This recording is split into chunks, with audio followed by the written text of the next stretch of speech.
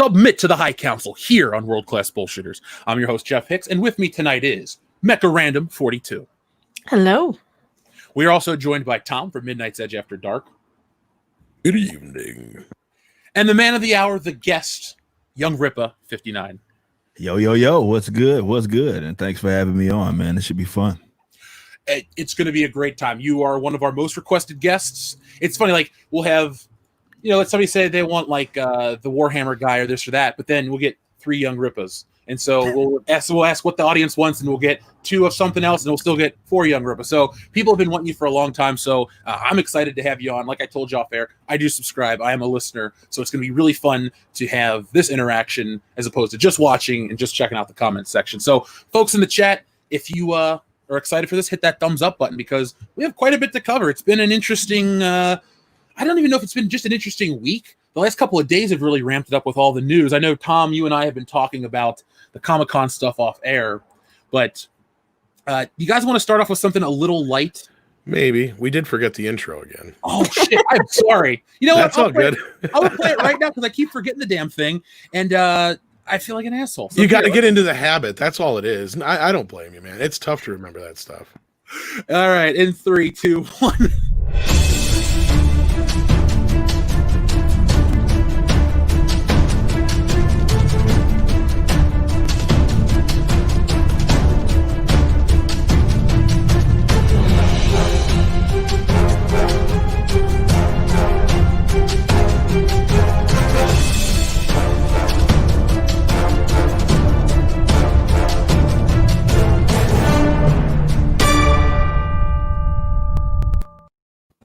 Now you can submit to the High Council. Yes, it's just needed. And thank you, Culture Casino, for that, of course.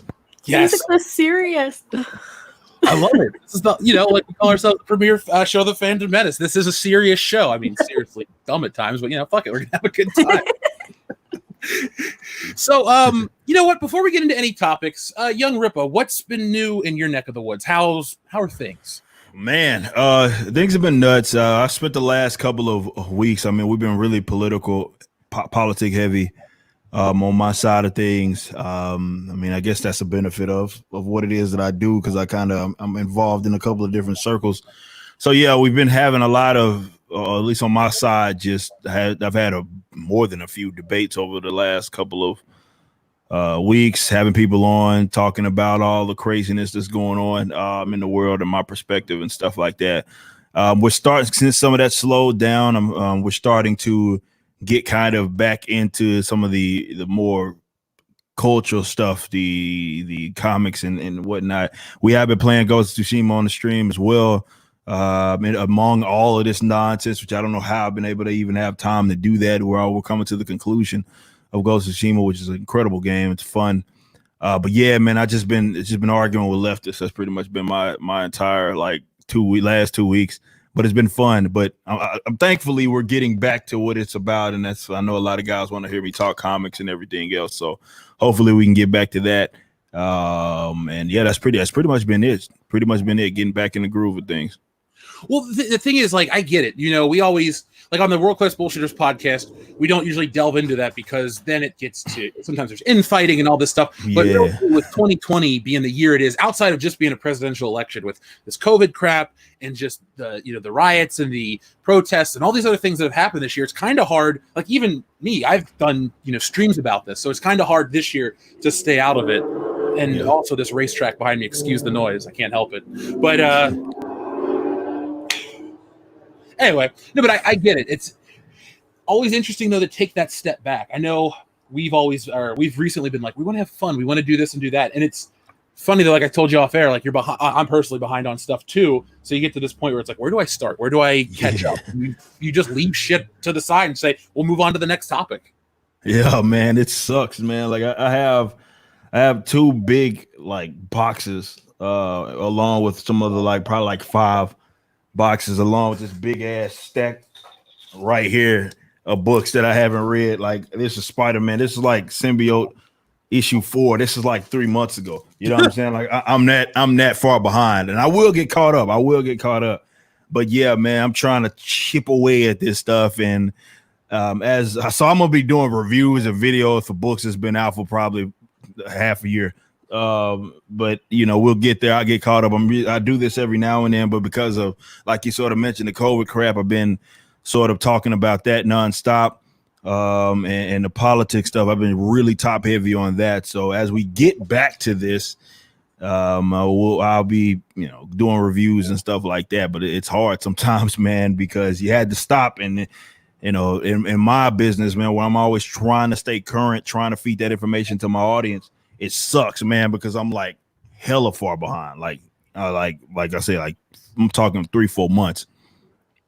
What I always ask this when people bring up comics on the stream. Favorite character? Oh man, Batman is my. I was gonna say, I think that's pretty obvious looking behind him. yeah, it's Batman for sure. Growing up, it was Flash. Flash was what got me into like comics for sure. But yeah, as an adult, for sure, it's Batman, and everything else had to be like pretty far behind that. But it's for sure Batman.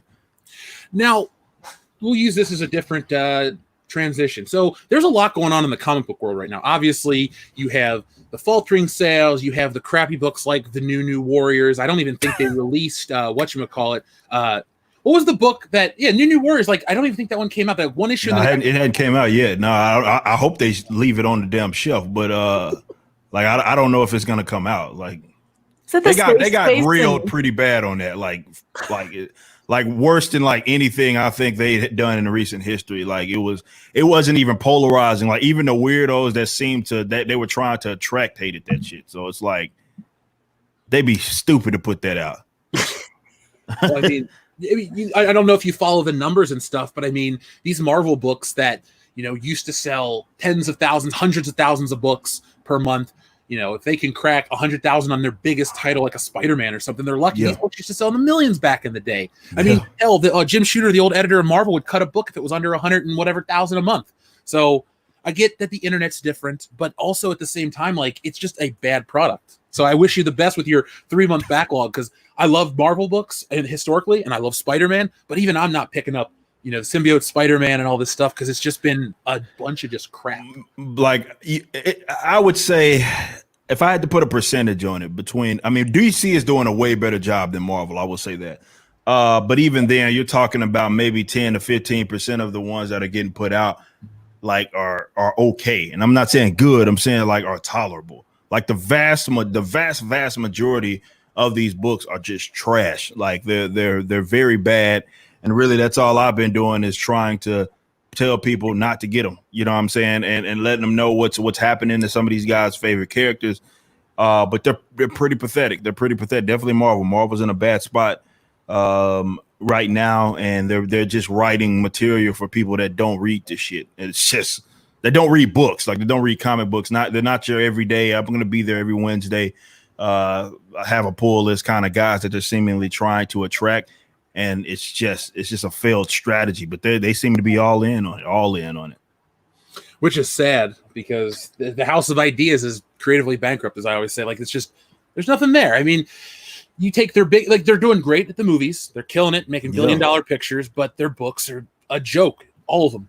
Yeah, they're terrible. Like, and you think that this would be the time, definitely for Marvel, where they set the scene up for 10 years, right? This Marvel Cinematic Universe. There's more eyes on comic book characters than there's ever been. So they have to go out of their way to suck this bad. Like they have to go out of the way because more people you think will be more interested in your books because you've appealed to the pop culture with building this extravagant universe. But still, like they're writing. It's like you have a business. This is basic marketing. No matter in what business that you call yourself being in.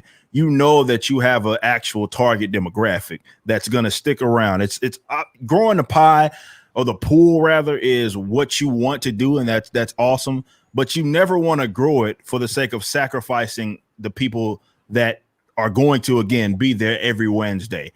Marvel has seemed to take the route of screw the guys that are there every Wednesday, screw the guys that have been fans of our work for years on end. Let's try to appeal to the Tumblr crowd, the Twitter, Instagram cosplayers that don't read this material, right? They don't read it at all. They don't even care about it. So not only are you not growing said pool, you're shrinking it effectively because you're basically kicking people out that have been there for years. I mean, people that are older than me that have been buying books for years. You neglected and you've actively rejected that core consumer, and they're feeling it right now. And this is why they hate all of these other guys that are doing things, the Comics Gates of the world that are doing more independent work and making way more money than they hate them so much. It's because they see them as a legitimate threat. That's just like, otherwise they would just blow it off. But it is a legitimate threat because people are looking for alternatives. And nowadays with everything's digitized, right? So you can compete. Back in the Gap, you couldn't do that. Now you can just, you get a following, you can post, people to throw money at you. It's a lot more easier than what it was back in the Gap. And it's unfortunate because yes, they do have the IP for the characters that we know and love, and they're just running them bad boys into the ground. It's sad. It is. And I think it goes more than just, they see it as a threat. There's a lot of jealousy. I don't know if you're following this recent Dynamite stuff that Bounding into Comics has been covering, but you're talking these creators in quotation marks, these names again in quotation marks, who are throwing their weight around in the industry because there's a weird duality to the comic book industry. There's the name that a lot of people can ride on. So you have your iconic guys that are great, like a George Perez or McFarlane, or you have these big names that can just ride off of that, and that's fine. There's nothing wrong with that. But then you have other people who aren't as great as they think. And it's more of like a lot of these modern day writers want to go on and say, oh, you're like the Tom King guy that went after Jay Lee. My God. Jay Lee is a great artist. He eventually apologized to him. But like this infighting in the comic book industry, being friends with Ethan's been great because it's opened my eyes to how a lot of stuff works. For sure. And it also goes to show me, like, knowing Ethan on a personal level, the shit that people go on about or say about him, knowing a lot of that's not true, it's interesting just to see that it's not an Ethan versus other people thing. It's whoever's more successful versus another person. It's just this jealousy that you think as an adult you would grow out of, but it reaches, like, I know Tom and Mecca, like if you go to higher levels in Star Trek, you had what's his name, Alex Kurtzman, saying dumb shit that again comes off as, oh, we're bothered because fans don't like what we're doing. There's jealousy, there's infighting, there's just a sense of like schoolyard politics. Everything they can do not to take responsibility themselves, which is ironic considering the responsibility video. But anyway,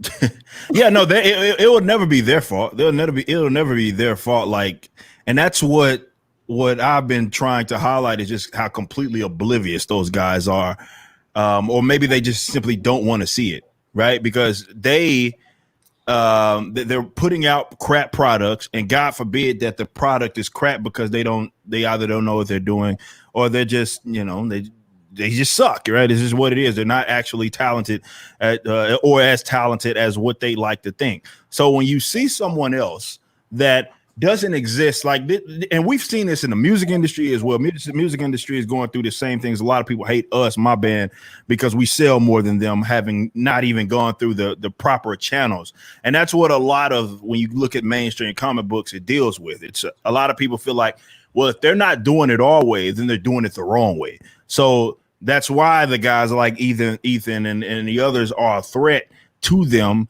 And they don't like that because they're not going through those channels. They're not going through those vetting processes.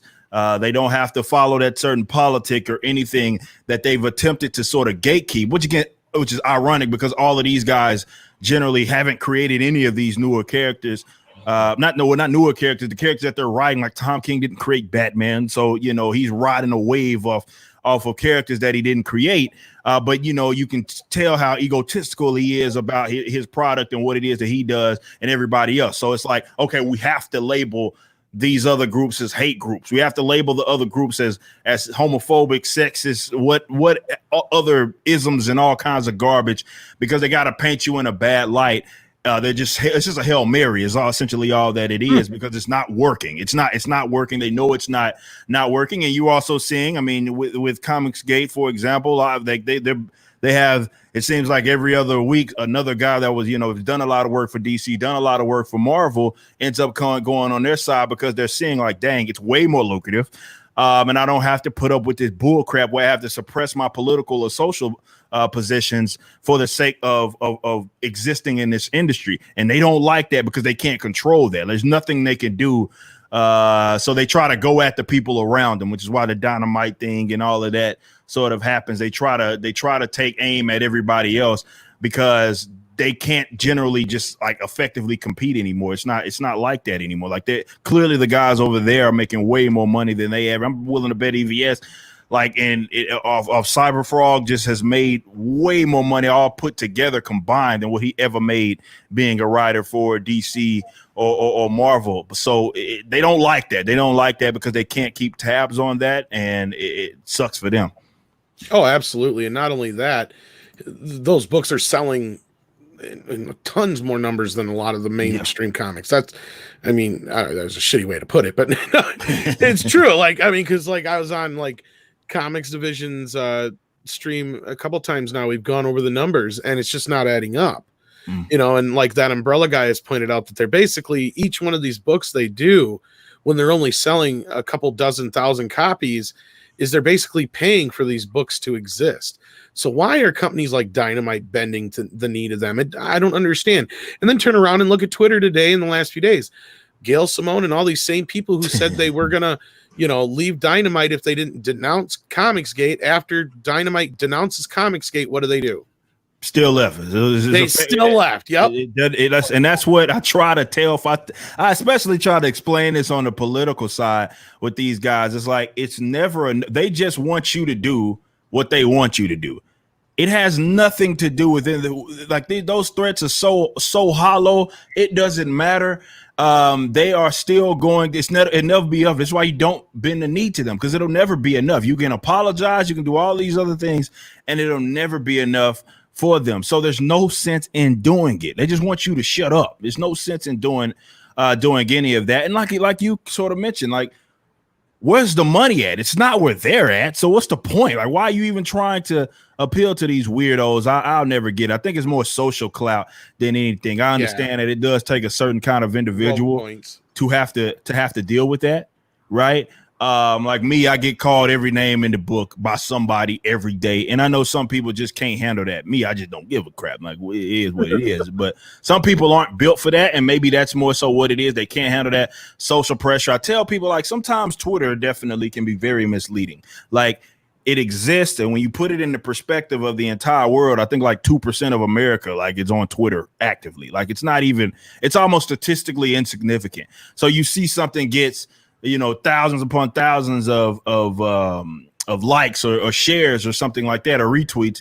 You got to kind of bring it home. Like, okay, what does this mean? Does it mean anything? Usually it doesn't when it comes from them.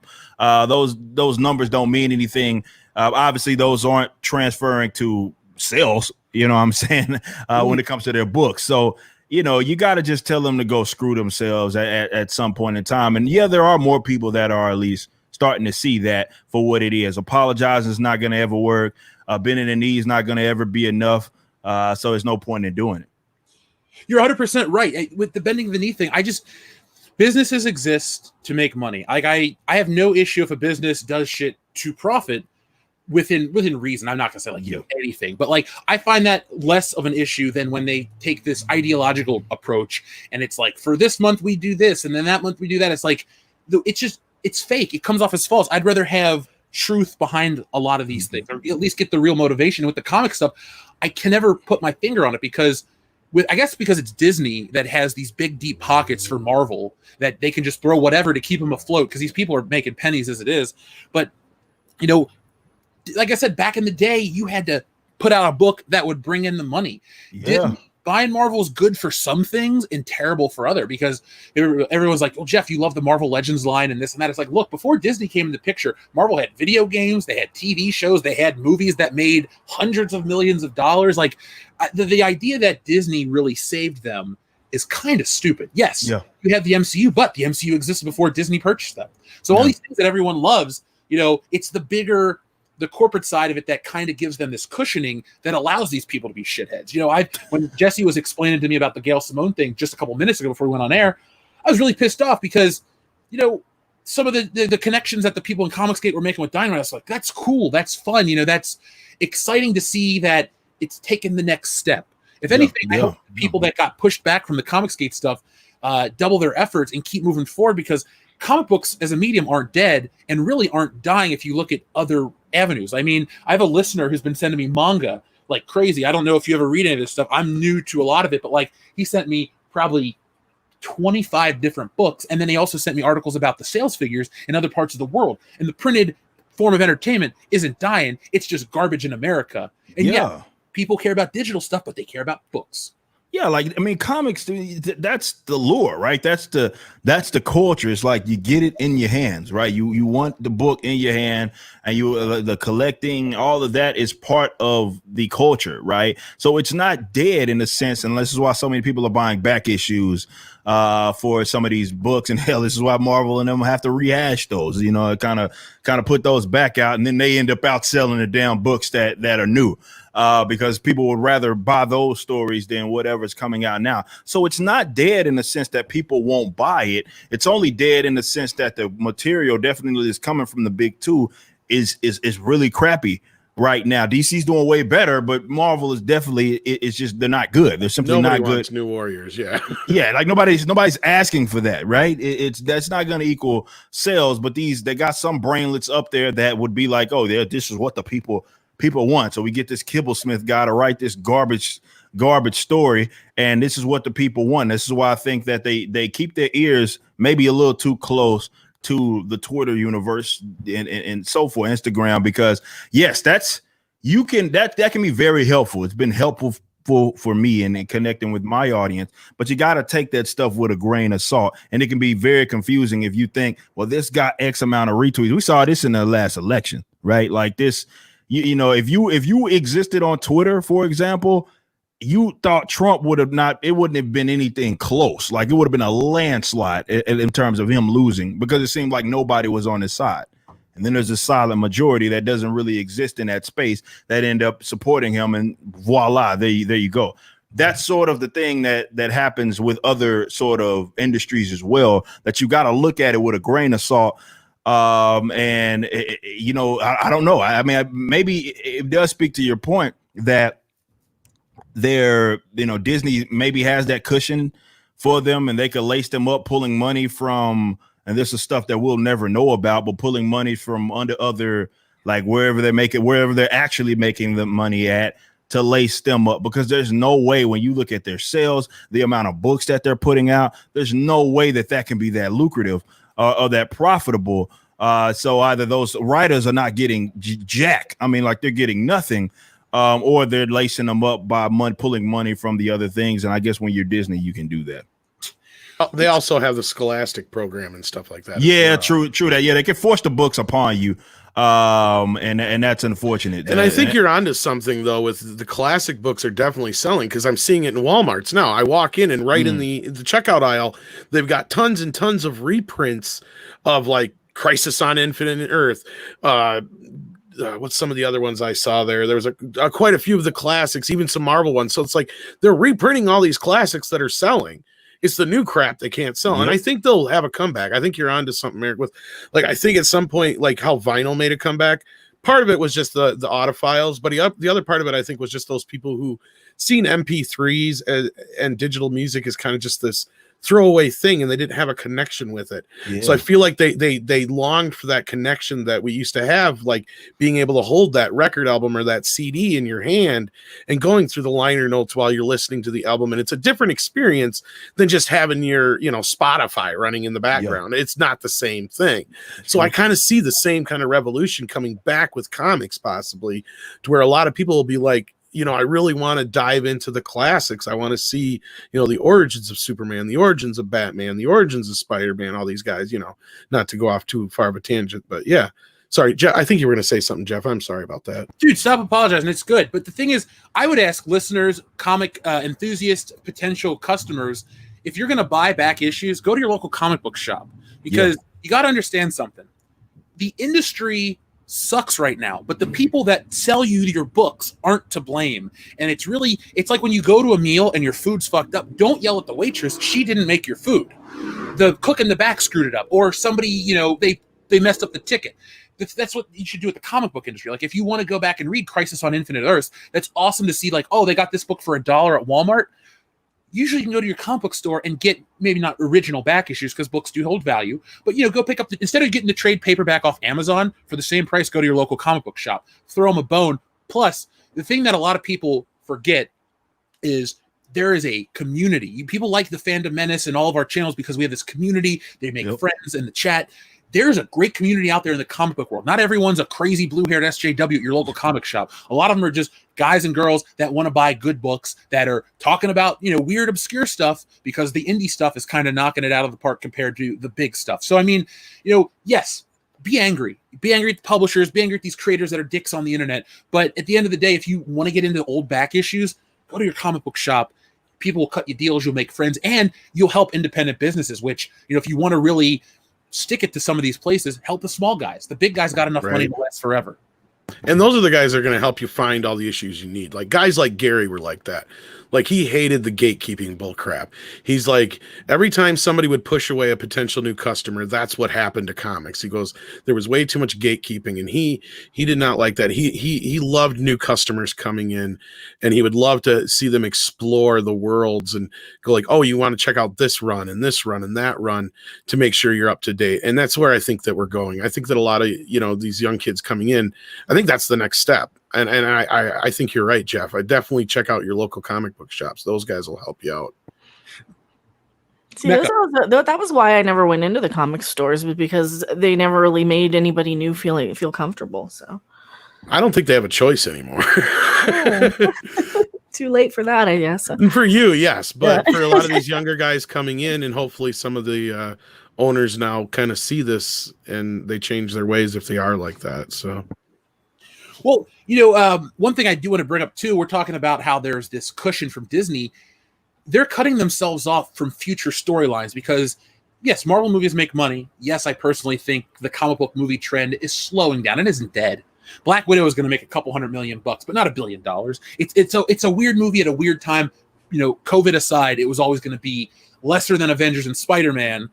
But then there's going to be a whole political campaign against it. Oh, do people not like women leads in these movies and all of that stuff? We really avoided that, thankfully. But the point I'm trying to get at is, by putting out constantly bad products, you have nothing left to adapt after a certain point in time. You can adapt tons of great Spider-Man, but there's going to be a point where you got to start picking up at the Joe Quesada era, which, a little weaker, but then you're going to get yourself into this modern crap, the Chip Zdarsky's of the world, the Dan Slotts, and you're going to realize that it's crap, and that a lot of this stuff is echo chambers where, oh, this story's so great and this is so great, and it doesn't lend itself to anything, really. Like, today they treat the books like throwaways when they should be treated like potential for $1 billion picture, but they don't. So I'm interested to see where they are in 10 years, if they're still around. Yeah, man, like it's a lot of them it's fluff, man, and Marvel puts out hella books, man, like too many.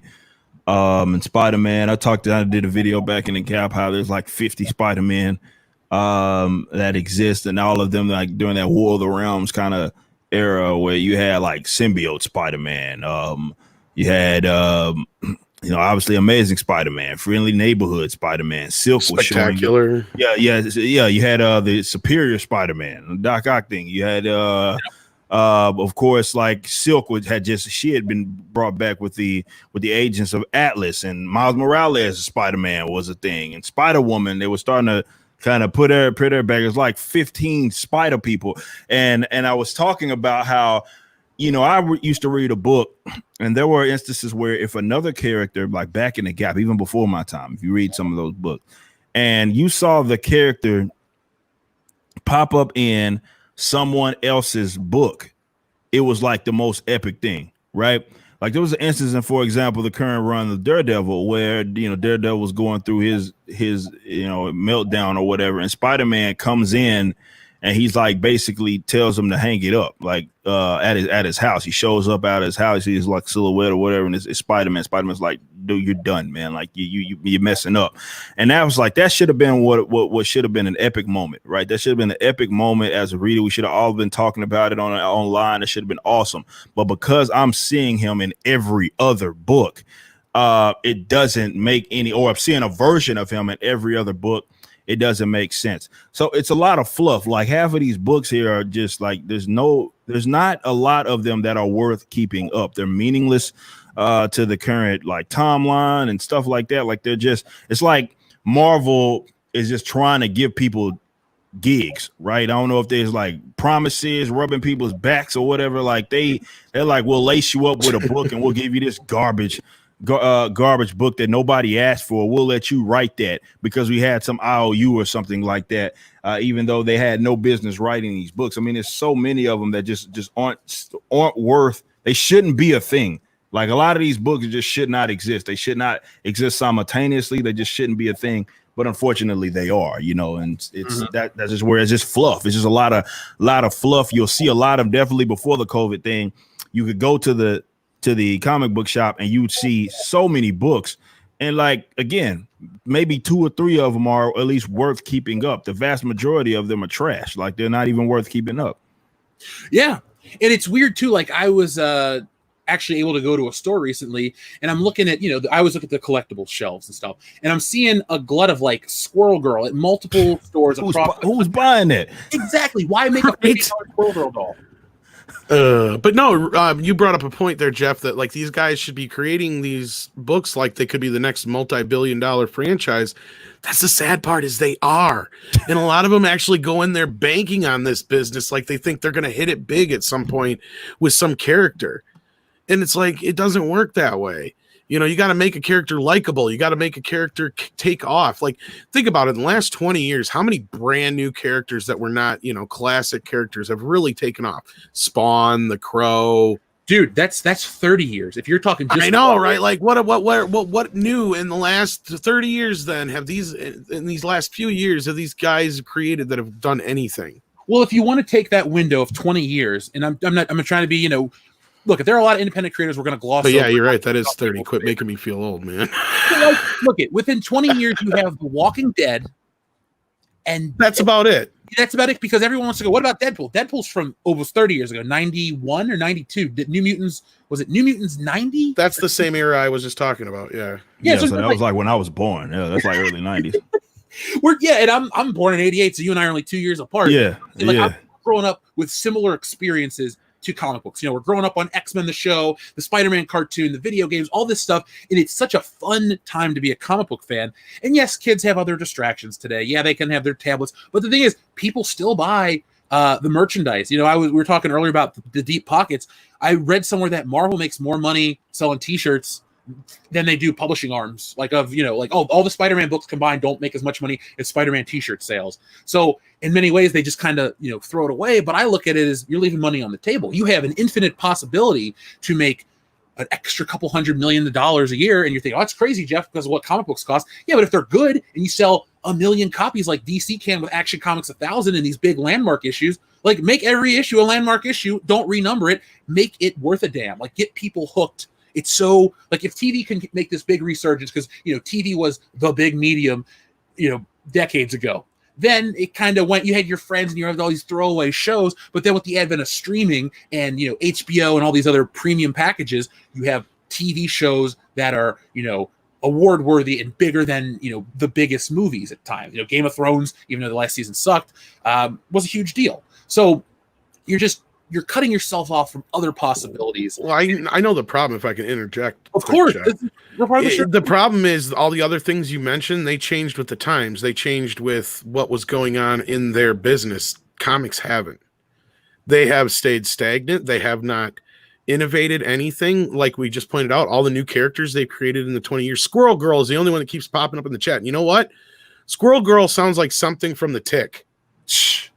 So Squirrel Girl is trash, man. that's what I'm saying. Like I'm stretching here to find a new character. There are none. They're banking on what they do is create new characters that they know will appeal to normies, but they don't transfer into sales. This is why you got Miles Morales, in the last decade. Like they give you those, and again, that's not a new character. I don't care what anybody says. It's not a new character. It's reskinned Peter Parker. That's all he is in the comic books. He's just Peter Parker reskinned. That's it. As far as his attitude, there's nothing about his personality that I have not already seen from Spider-Man. But they knew that. That was the whole point. They're trying to capitalize on the whole Barack Obama thing. That's the whole reason why they gave you this version of. So I don't even count that as a new thing. That looks like ass. That's the first appearance of Squirrel Girl. That looks like ass. Ew. I can draw better than that. Well, Rip, it's refreshing to hear somebody else's take on Miles Morales because I am so tired of this ass kissing about that character. I refuse. He is sorry, man. Like that character. I've done so many videos about him, and I've done more thorough videos about why he's like. It's people can sit here and pretend nobody can give a damn about Miles Morales until the Spider-Verse movie came out. That was it. He was not. He was, and all they did in that movie, to be honest, is make it more like Peter Parker. Yeah, that's it's not like anything. It was nothing. I think that the movie is okay, but I think that was overrated. It's not as far as who Miles Morales is. Like if you read Spider-Verse, the actual a third volume that it now just came out, which is trash. Third volume of Spider-Verse, and you see Miles. If you didn't know that was Miles, you'd think it was Peter because he acts just like him. He's going off to these different words. He acts just like the little one-liners and everything. He acts just like Peter. They write him just like that. He's just reskinned. So when he takes off his mask, you see darker skin, but that's it. There's nothing about that character that's new, innovating, or anything like that. The only thing that they have, Marvel has, as far as new characters, I think some of them are going to catch on, are the ones that they're trying to capitalize on the whole manga thing. Like they have like Arrow, Swordmaster, like White Foxes, these characters that are all based out of Asia. So those are some of them, like Arrow. Like I think that has a potential. I'm pretty sure I have one of her books here right here. Yeah, like Arrow. Like this is one of the newer characters, and obviously is written by it's pretty much the entire team is full of Asians. Art looks like you would, and if you read manga and stuff like that, like it's a good book. I'm on issue 9. It's a great book as well. But like that's all really they got. Like DC has kind of some of those. They kind of rehash some of the older characters and the newer characters. Post Rebirth, post New 52, like such as Spoiler and Orphan and all of that. So you get some guys that pop up. What was the chick that did Silencer? That was a really good run. So there's a couple of them, but it's like most of them aren't going to stick around. A lot of them, they try to create these new goofy characters and they're never going to stick. You knew they weren't going to stick as soon as they had their first appearance. So it's like, yeah, they're intellectually bankrupt. They're lazy. They're writing books to try to lecture you, trying to make you feel some kind of way about who it is that you are, and trying to force them down your throats. But for the most part, the books are just no good. They're for sure, they're no good. And like I said earlier, let them tell it. It's something wrong with the audience, and that's the first mistake that they make. Because it's like, well, people don't like this character, Captain Marvel, because she's a woman, and it's like that's the best you can come up with. You know what I'm saying? Like that's the best. Oh no, or it could be that the character's just trash. That could possibly be why. And I call horse crap on that argument right away, and I know you know that, but I mean, because I've seen most people say the same thing. They either A, wanted Monica Rambeau, or they wanted somebody else other than just Brie Larson. That was what it was, and then you see the movie, and the movie's just like, oh my God, this is a flat turd. I mean, this is the worst thing to come out of Marvel ever. I mean, this makes Howard the Duck look like a fucking masterpiece. Yeah, I mean, it was just terrible, man. That was it, and it was a slap in the face to like source, like the whole Monica Rambeau thing, like the to turn Monica Rambeau to a so she's young, right? She's a kid in there, and she's looking up to Carol Danvers was criminal. Like that was like the most criminal, probably the most criminal part of the movie is that they took this character that was obviously Captain Marvel before she was, but they took this character, and they're not, from having powers, they're not that far removed from, like, hers. I think she got her powers in the late 70s, and Monica Rambeau debuted like 82. Right. So they're not that far removed from both having powers. Neither one looked up to the other. So to have her to try, that's like, it goes to show how they're trying to boost this character into someone that she's not. How am I supposed to enjoy that? Like, how am I supposed to like that? Like, you take a character and then you just destroy her by having her look up to this goofy version of Captain Marvel. It was so unnecessary, but that's what they did. And again, that's the type of stuff that we also see in the books.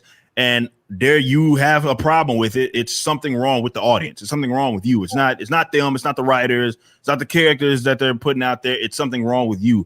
It's completely nonsensical. And then someone just brought up in the chat, which is that's very true. Probably no, I'd argue that you're correct. The most criminal part is them turning Marvel into a woman. So yeah, you got me right there. Like that's for sure the most criminal part of the movie. Well, that's what's stupid is they don't even know how to stand behind their own message. It's like, if you guys really wanted to stand behind your message, you would have made Monica Rambeau Captain Marvel instead of some white bread fucking Brie Larson. Yeah. I mean, it's bullshit. And they sit there and say, oh, there's too many white men in superhero movies. Well, you just overlooked one of the most well-known female black characters, besides probably Storm and a handful of others, you know, that you could bring up as far as, you know, black ladies in superhero, you know, roles. I mean, it was just like, okay. And I don't even know Captain Marvel that well, but I know who Monica Rambeau is. It was like, yeah, go ahead, Jeff. I was reading Secret Wars, the original Secret Wars from 1985 the other day, and just reading her as Captain Marvel, I'm like, this would have made a much better movie because she just has better interactions with all of these characters. Karen, the superhero, just comes in, and I think the problem is, well, one of the many problems with it's not even just the movie. Like, if the movie didn't have the drama surrounding it, I think a lot of people would have just, whatever, it's a forgettable movie. But because of Marvel's intentions being so overt, it's no longer just, we want you to see our movie. They want to change the way you think. And, you know, excuse me if I'm wrong, but I buy a product because I want to buy a product. If I want to be challenged on, you know, something, I'll pick up a book. I'll pick up, you know, a specific type of thing. But if I'm going to see a Marvel movie, I just want to shut my brain off for 2 hours and have a good time.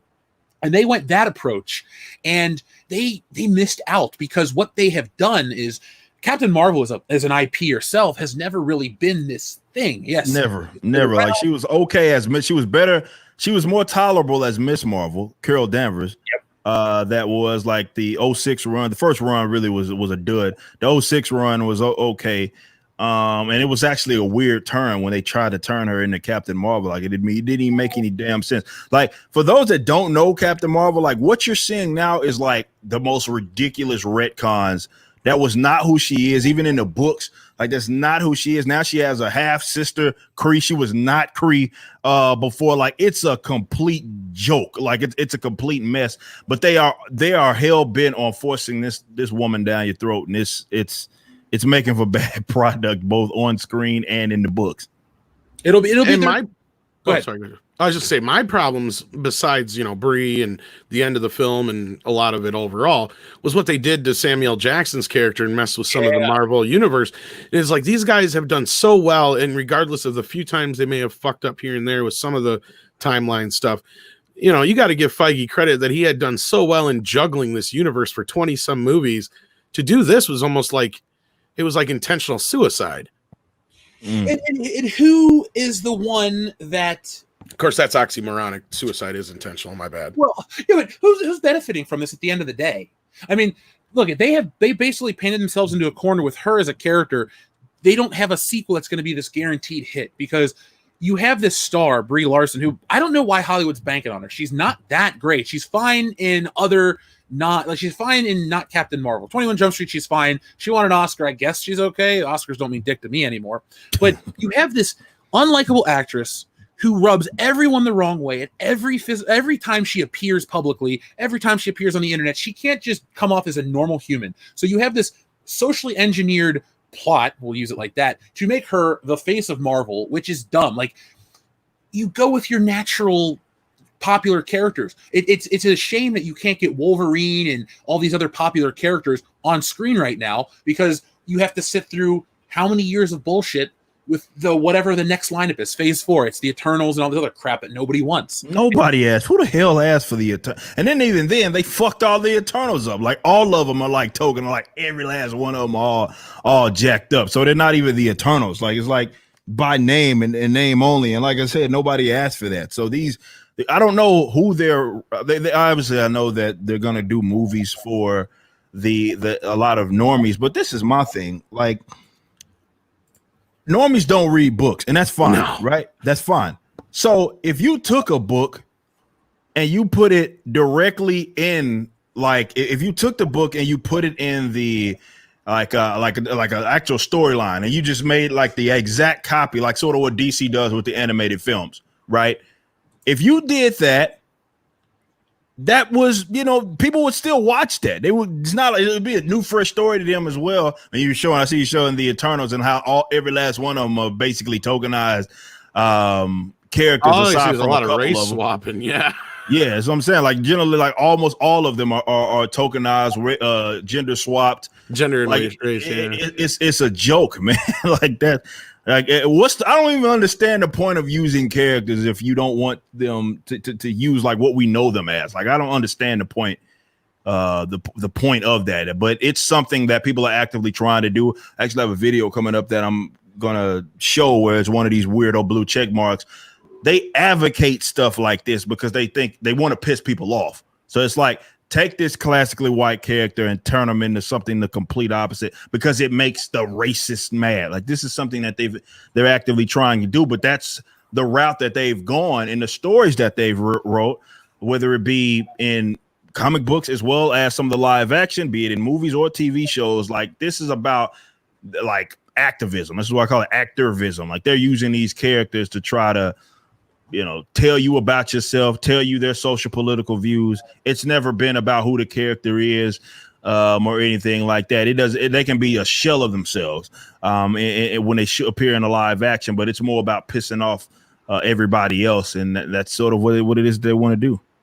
I absolutely hate how there's this, what you're saying though, like bouncing off that, excuse me, like this trying to piss people off, whatever this method that the entertainment industry is trying to follow is just not working at all. Like, I don't know how you feel about 007, but James Bond's my favorite fictional character. And like the push that they've done to do things to that character specifically always bothers me. Yes, it's a favorite, I'm a little biased, but like, I put this out there in a lot of videos. Every character is someone's favorite. Like Lando Calrissian. Last week they talked about having a Lando show. I love Lando. And I know this is a weird metric I use, but like if I like a character in Star Wars or any kind of medium, I will not only consume what they're in, I will buy the figure or the books or whatever because I'm a fan. So Lando, I have a lot of Lando stuff, new stuff, old stuff. He's a top 10 Star Wars character for me. I really dig him.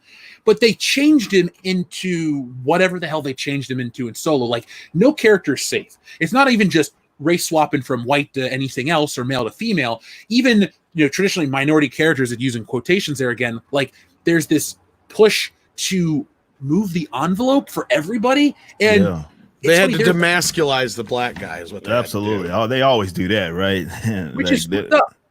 Yeah, like it's interesting how, and I've been using the phrase interesting in a to say like almost ironic way. Like it's weird how traditionally like the male character, like a traditional straight guy character, they're trying to push that out to a point where it's like, why? It's not that you can't have representation in a movie, and even though I hate to use that phrase, but like be realistic about it. Because if you're realistic, you look at America's population. So we're what, 380 million people or some shit like that, or 340 million, and it's like traditionally it's 12% black or something like that.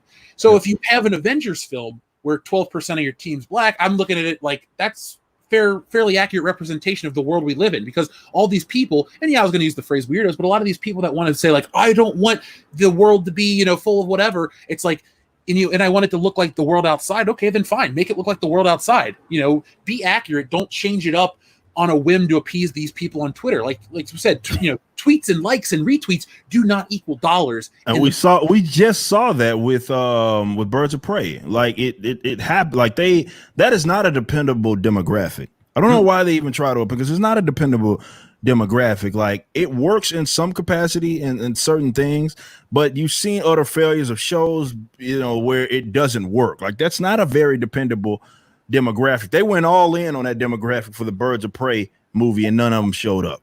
Exactly. So, you know, it's not a dependable, you know, that was something like anything I had never seen. Like, me, my lady, and like 2 other people in that theater on opening night. I'd never seen anything like that in any movie that I'd ever seen. Like, it was amazing. Right. That something like that was like, it was that many people that did not. So the people that you would, so you let's backtrack here.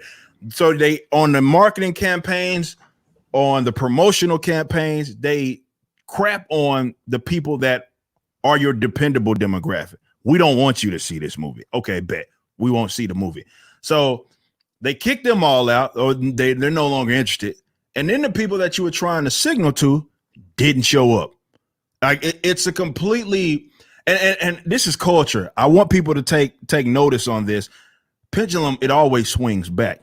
So at some point it will swing back. It will absolutely. We may have to endure this for a little bit, but at some point, this has happened historically speaking. It's going to swing back. So it'd be, you know, if they were smart, they pay attention to the core demographics of who the consumer is, not who they want to be the consumer. Who is the consumer? Comic books have existed for decades upon decades. There's already, and the movies have. There's already a dependable demographic that you can appeal to. So first you target them, not, okay, let's try to get these other guys while we actively kick out the people that we know would show up. It's such a stupid, moronic marketing scheme, but that's the route they want to go.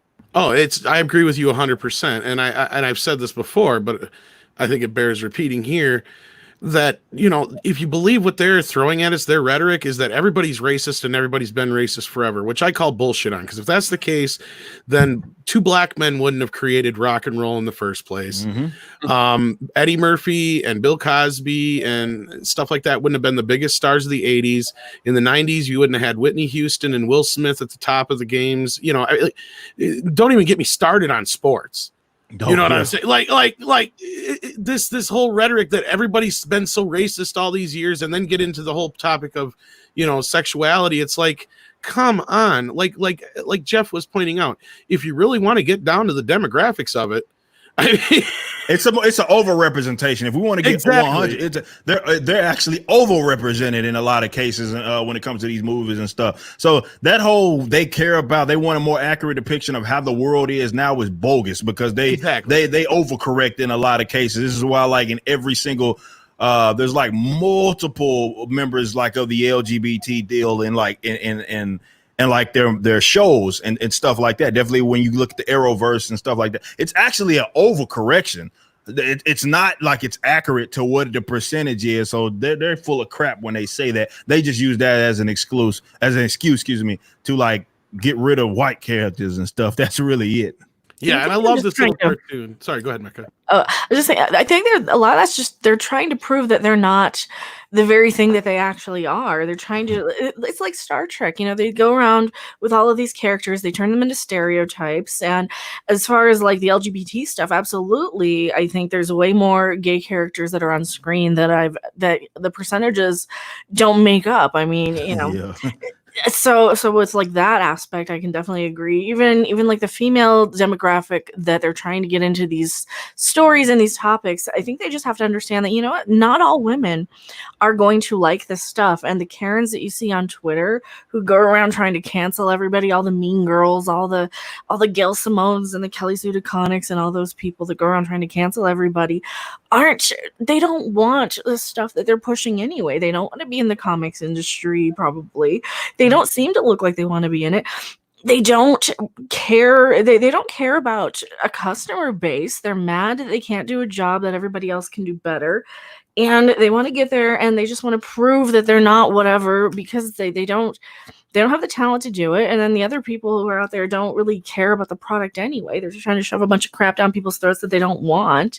It's like, okay, you're trying for this demographic of the Hot Topic people who just want to cosplay in something. And if the movie isn't that great, they aren't going to go see it. It doesn't matter what you do. Well, and I think you're making a good point, Mecca. And I'm sure you'd correct me if I'm wrong, but I'm pretty sure you'll agree with me here. Like, a lot of this is also pushing away the old female fans there were, like, especially between Ghostbusters, Star Wars, Star Trek, all the things you loved about these franchises. It's like, well, no. And then that brings me back to this cartoon on screen here. And that's, I think, a good metaphor for all of the things we're dealing with. You get these big group of people saying, well, you don't fit in here. So we're like, all right, well, we'll go make our own place and do our own thing, which we do. And they're like, well, why are you excluding us? And we're like, oh, no. Then we let them in, and it's like, well, you don't fit in here. And that's exactly what they do to our franchises. They invade, and then they tell us that we don't fit in here, and what's wrong with them. Yeah, We've and been it's here. like, wait a minute now. You're the ones who invaded, and we've always been inclusive. You guys just didn't want nothing to do with it before, and now all of a sudden that it's the in thing, now you're trying to tell us how it should be dictated. Which is just bullshit. But yeah, like we should get to some of these super chats, Jeff. I know a lot of them have to do with the topic at hand here, and we got to get moving on with other topics. So I know you don't want to neglect them much longer than we have already either. Oh, dude, thank you for keeping me on track. But by the way, the topic I was going to actually start with was comic related because Marvel and Star Wars are doing something kind of dumb. So, but first off, our friend, the Waltman 4, thank you very much. He says, I say keep tabs on Benjamin Owen versus backers v. Patreon cases since it might change a lot of terms of service. Nick Ricada also did a video on it for info.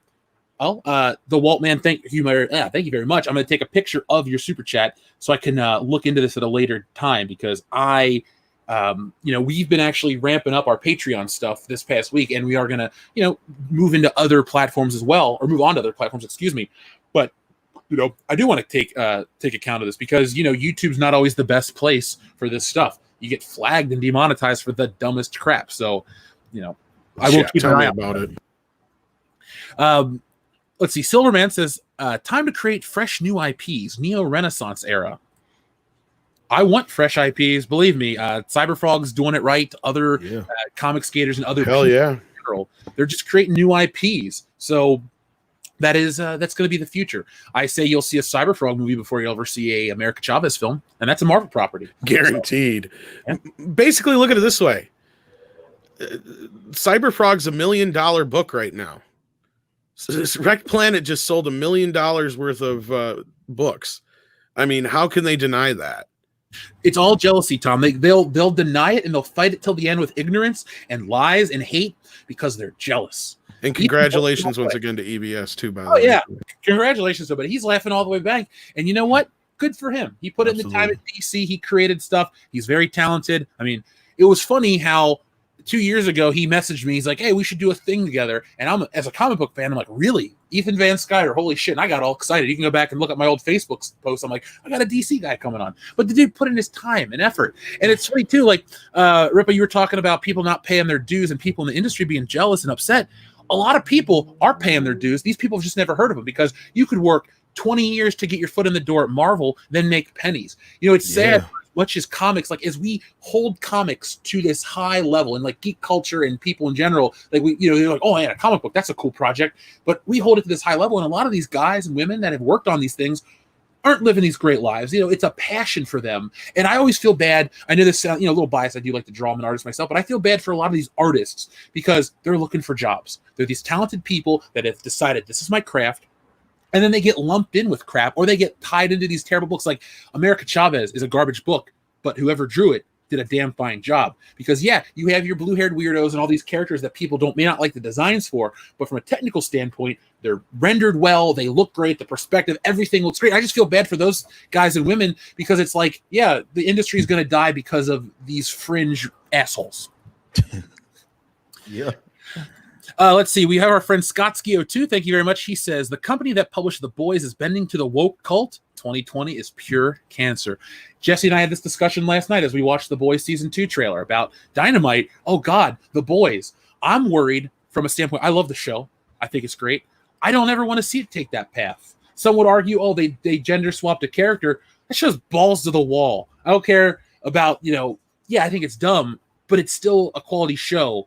When you take something and you make it all garbage, to me, that's when you bend your knee to your woke cult, when you change everything for them. How do you guys feel about The Boys in general? I haven't watched it. I'm not a big Boys guy, so I couldn't even chime in on that.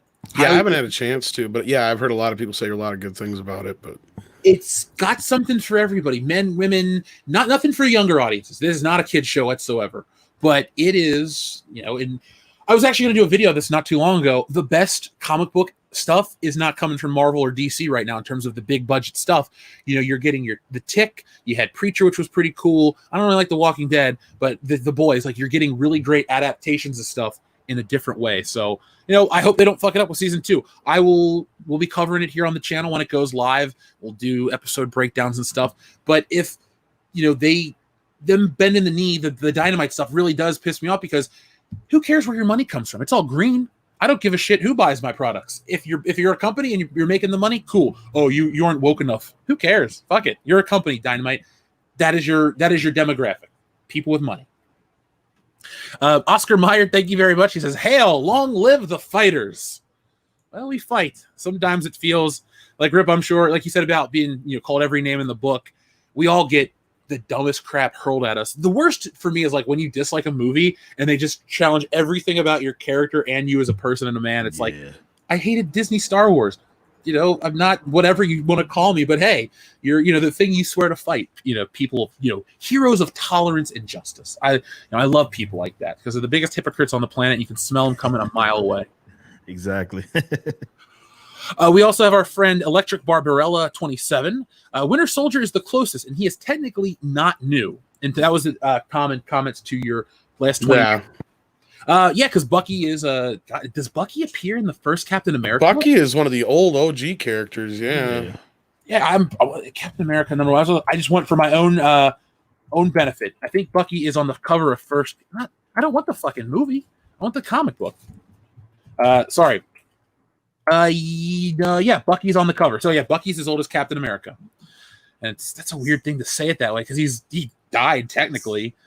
And before the Winter Soldier version, I didn't care about Bucky. Rippa, how old do you go back in terms of your comic book reading? I mean, I've been, as far as my personally, I was reading comics at a fairly young age. I mean, I just was broke. So, I mean, believe me, been there. Yeah, I was just broke, so I didn't really get to it was going into my 20s when I was actually able to dive back into a lot of that stuff because I could afford to do it.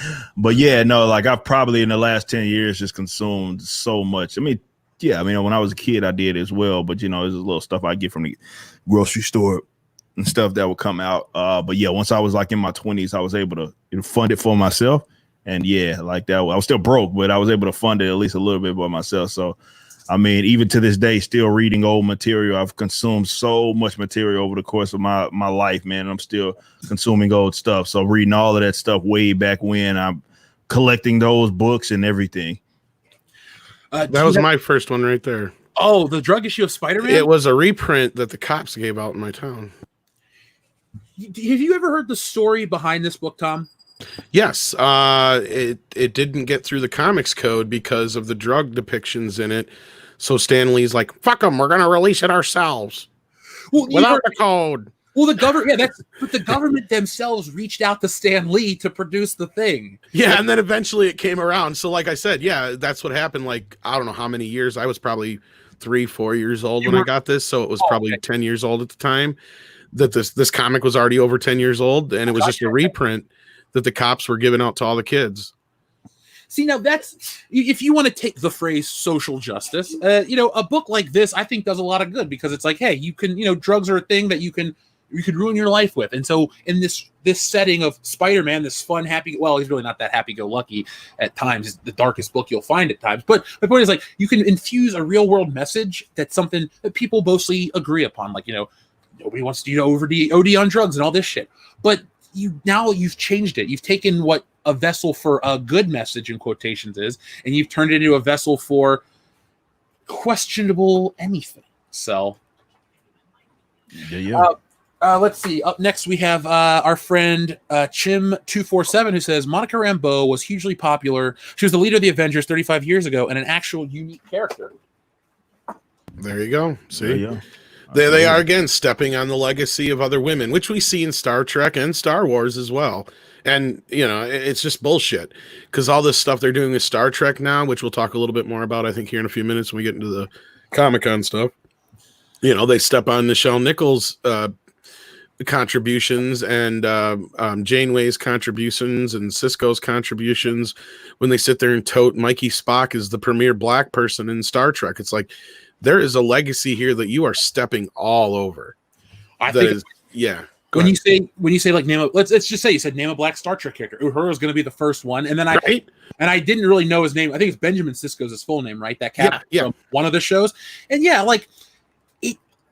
Rippa, I don't know if you've ever had this thought, but like the shit that these people are fighting for, and in society, it's not just comic books or entertainment, it's just in society in general. There's a lot of shit that people are fighting for that was achieved 50 years ago. And it's people need dragons to slay. That's what it ultimately boils down to. They need dragons to slay, so they'll conjure up a situation that doesn't even exist, or it was something that we had long done before. So when they talk about, for example, the mountains upon mountains of black characters that exist, I got two big encyclopedias. This is why I'm not willing to let them have it when they talk about we need this amount of representation and all that. Like Marvel and DC has two big encyclopedias that they put out. They've updated over the course of the last 2 decades, right? And it has all the characters that had already existed, and there's black ones, Asian ones, Hispanic ones. They all are there. So to act like they have to take one that another one and like race swap it or gender swap it, it's complete nonsense. That already been done. It already existed. It already been done.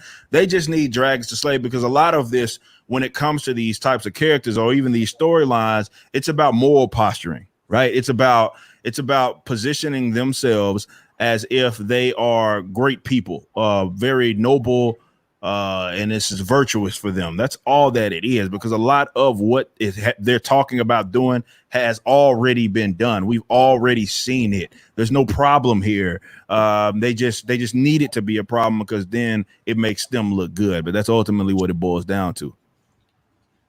And I can't stand when people are like, we're out there doing this and this. It's like, your grandparents did it. Just something else out. I don't know. It's been such a tumultuous year. Yeah, the COVID stuff really dictated some stuff, but like just in general, the last, 3 months have just been really ugly, and you're getting it from everywhere. You get it from politics, entertainment, the real world. It just, I don't know. I hate to be cliched, but 2020 sucks.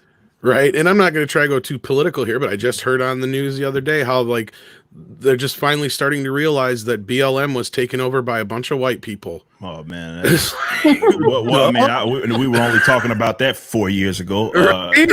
It's like, of course they don't listen to us though. Yeah.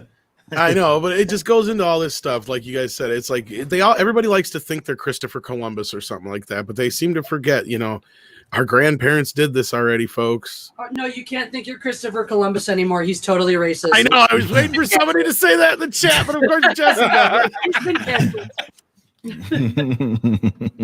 It's such a dumb year. Like, I know that's the running joke. Like, can we get a restart button? But it would be nice to have a restart button. Or I think, down the road, we'll look at 2020 as the year of nothing.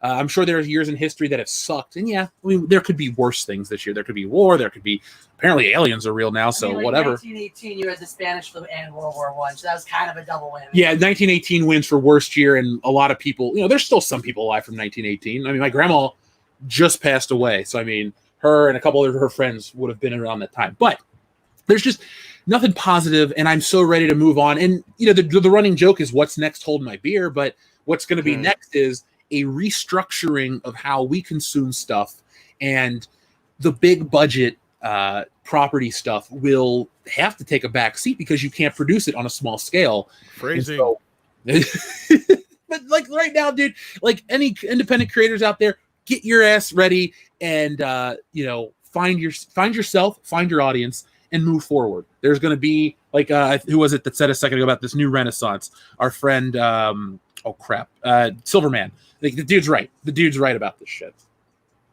Our friend Gunnar Renee Oli says, did you watch the Marvel Future Avengers anime? I have not. Has anyone here? I haven't either. Marvel cartoons, while some have been historically great, on average, DC really wipes the floor with them. Definitely in recent years. Definitely over the course of the last 10 years. Like, it's not even close.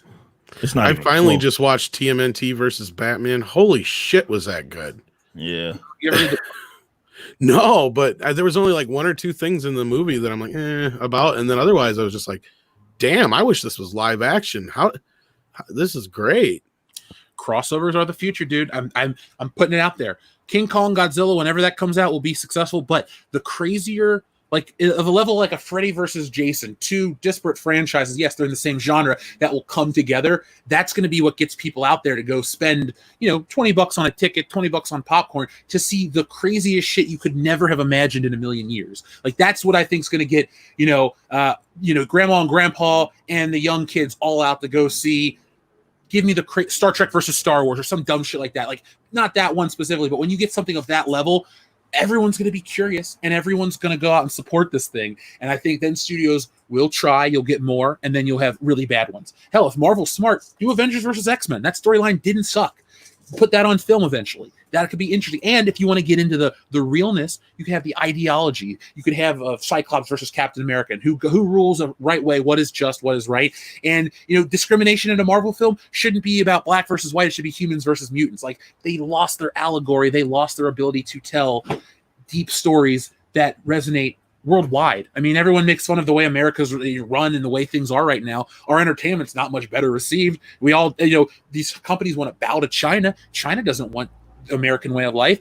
They want to change our way, for entertainment to appeal to, or sorry, not to appeal, to fit into their rigid structure of what is allowed and what is not. And I hate to see all these companies here in America bend the knee to that. Finn, let's take him off the Star Wars poster. Let's shrink him down. Let's take out the gay kiss and all this stuff. But then we're going to get lectured here in America about it. And I'm just like, company, Disney, anybody, stick to your guns. Don't lecture to me right now. So yeah. Louis the Plank, thank you very much. Says, hail to tonight's panel. I have a feeling that the Marvel greatness died with Stan Lee. R.I.P. Stan. Dude, it died well before. Stan Lee watched his best characters be turned to shit. I'm sorry, I'm not trying to be that guy, but like Spider-Man, Stan Lee died in what, 2018? 2018, yeah, Stan Lee passed away. He watched Spider-Man become a joke, and yeah, it's whatever. We'll leave it at that. I don't want to go into that thing, but Louis the Plank, thank you very much. Our friend Nelson Charita says, you don't get to choose your customers. Nelson, you're 100% correct, and you should be thankful that you got them.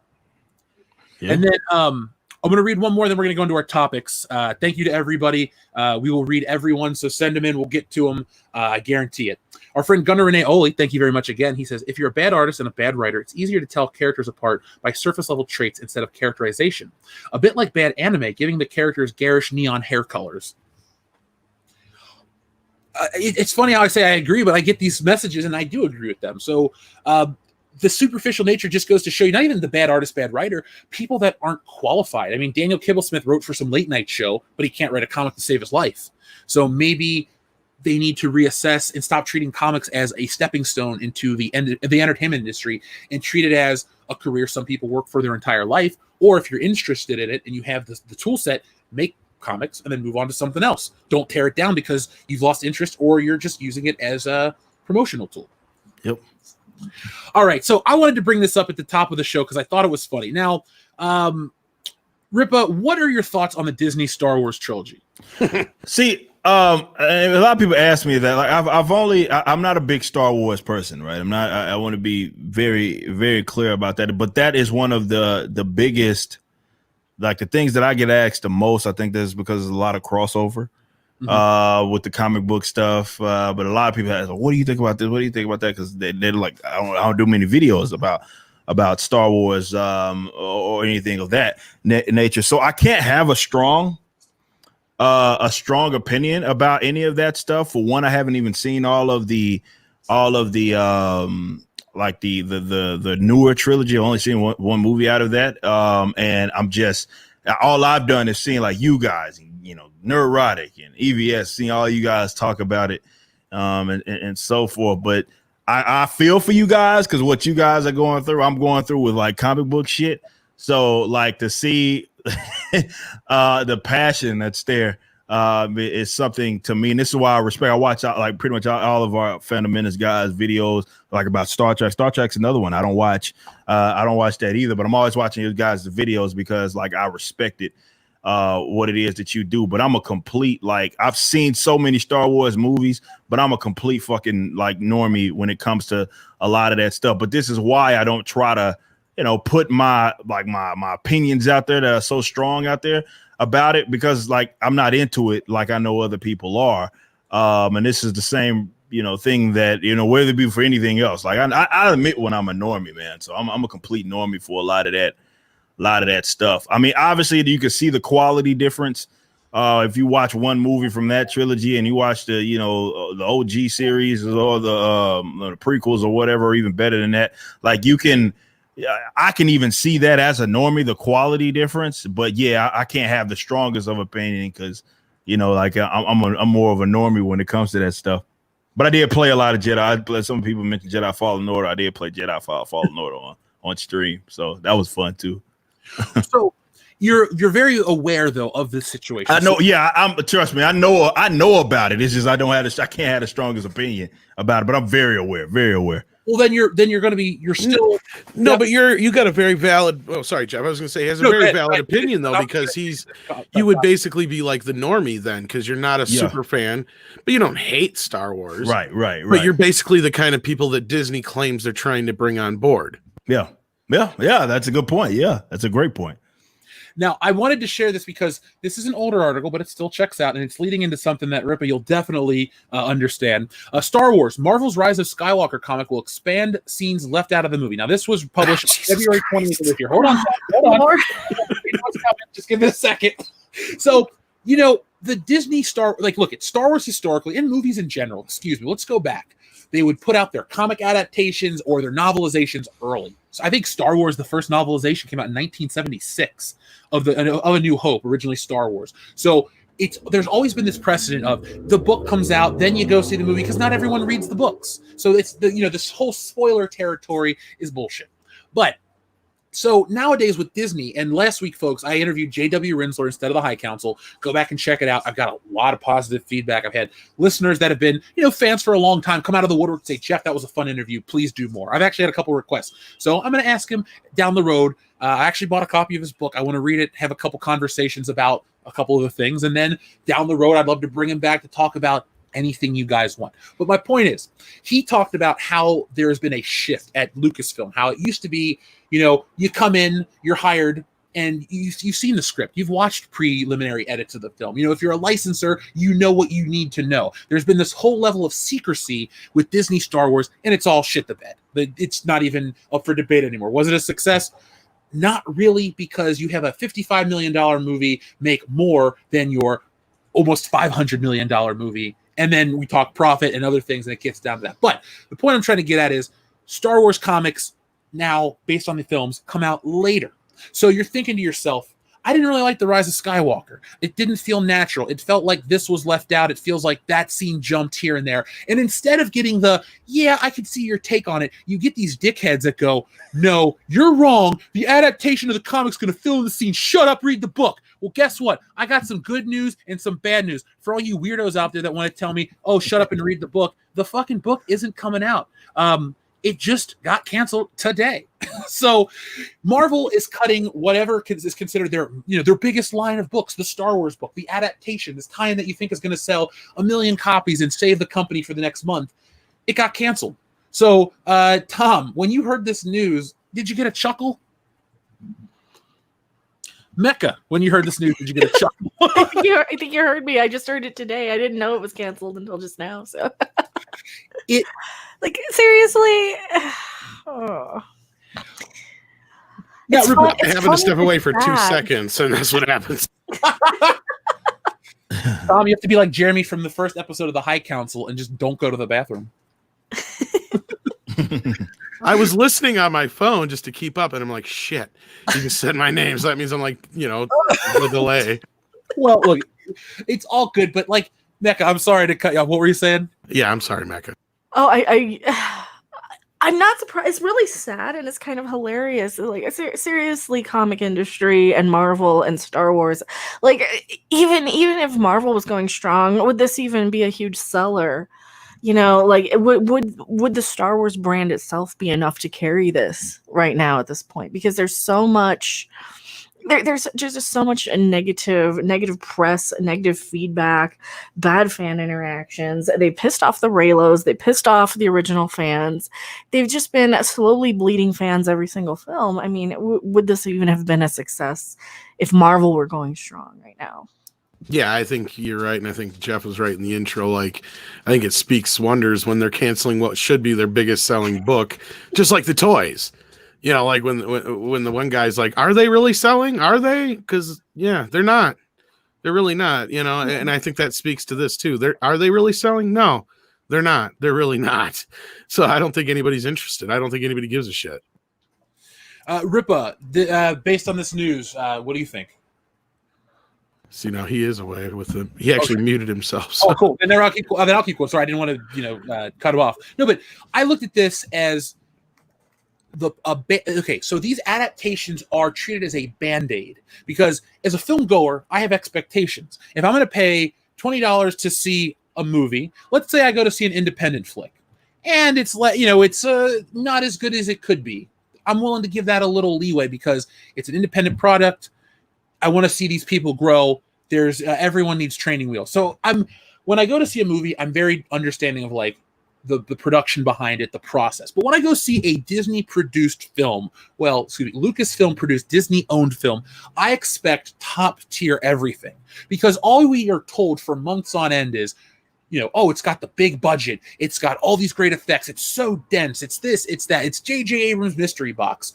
And then it doesn't live up. And then I'm angrier than I would be at a bad movie that has a smaller budget and has different, power behind it. And so the fact that I go to see these movies nowadays, because when you go watch the original trilogy and the prequels, time has been kind to the prequels. And George Lucas and the crew on the prequels gave you a story in the film. Yes, you could buy books, you could buy comics, you could get a much richer experience. Which is why I personally believe you have a lot of people that are prequel fans come out of the woodwork and defend the EU, want it to come back, all these things, because you've had such quality that builds up these bridges between said films. Disney, on the other hand, you pump out your movie and then there's holes in it and you go buy the book later to fill in the holes of an already completed project, because more people are going to watch these movies than are ever going to touch the book. So if you tell me, oh, Snoke has a really fleshed out backstory in the Last Jedi comic and ain't in the film, so your argument holds dick and there's nothing you can do with it. So with this, all of the problems with the Rise of Skywalker that everyone says, they'll be fixed in the book and the comic and all these things, they'll never be addressed. And it goes to show you the problems with the way modern Disney Star Wars has been produced.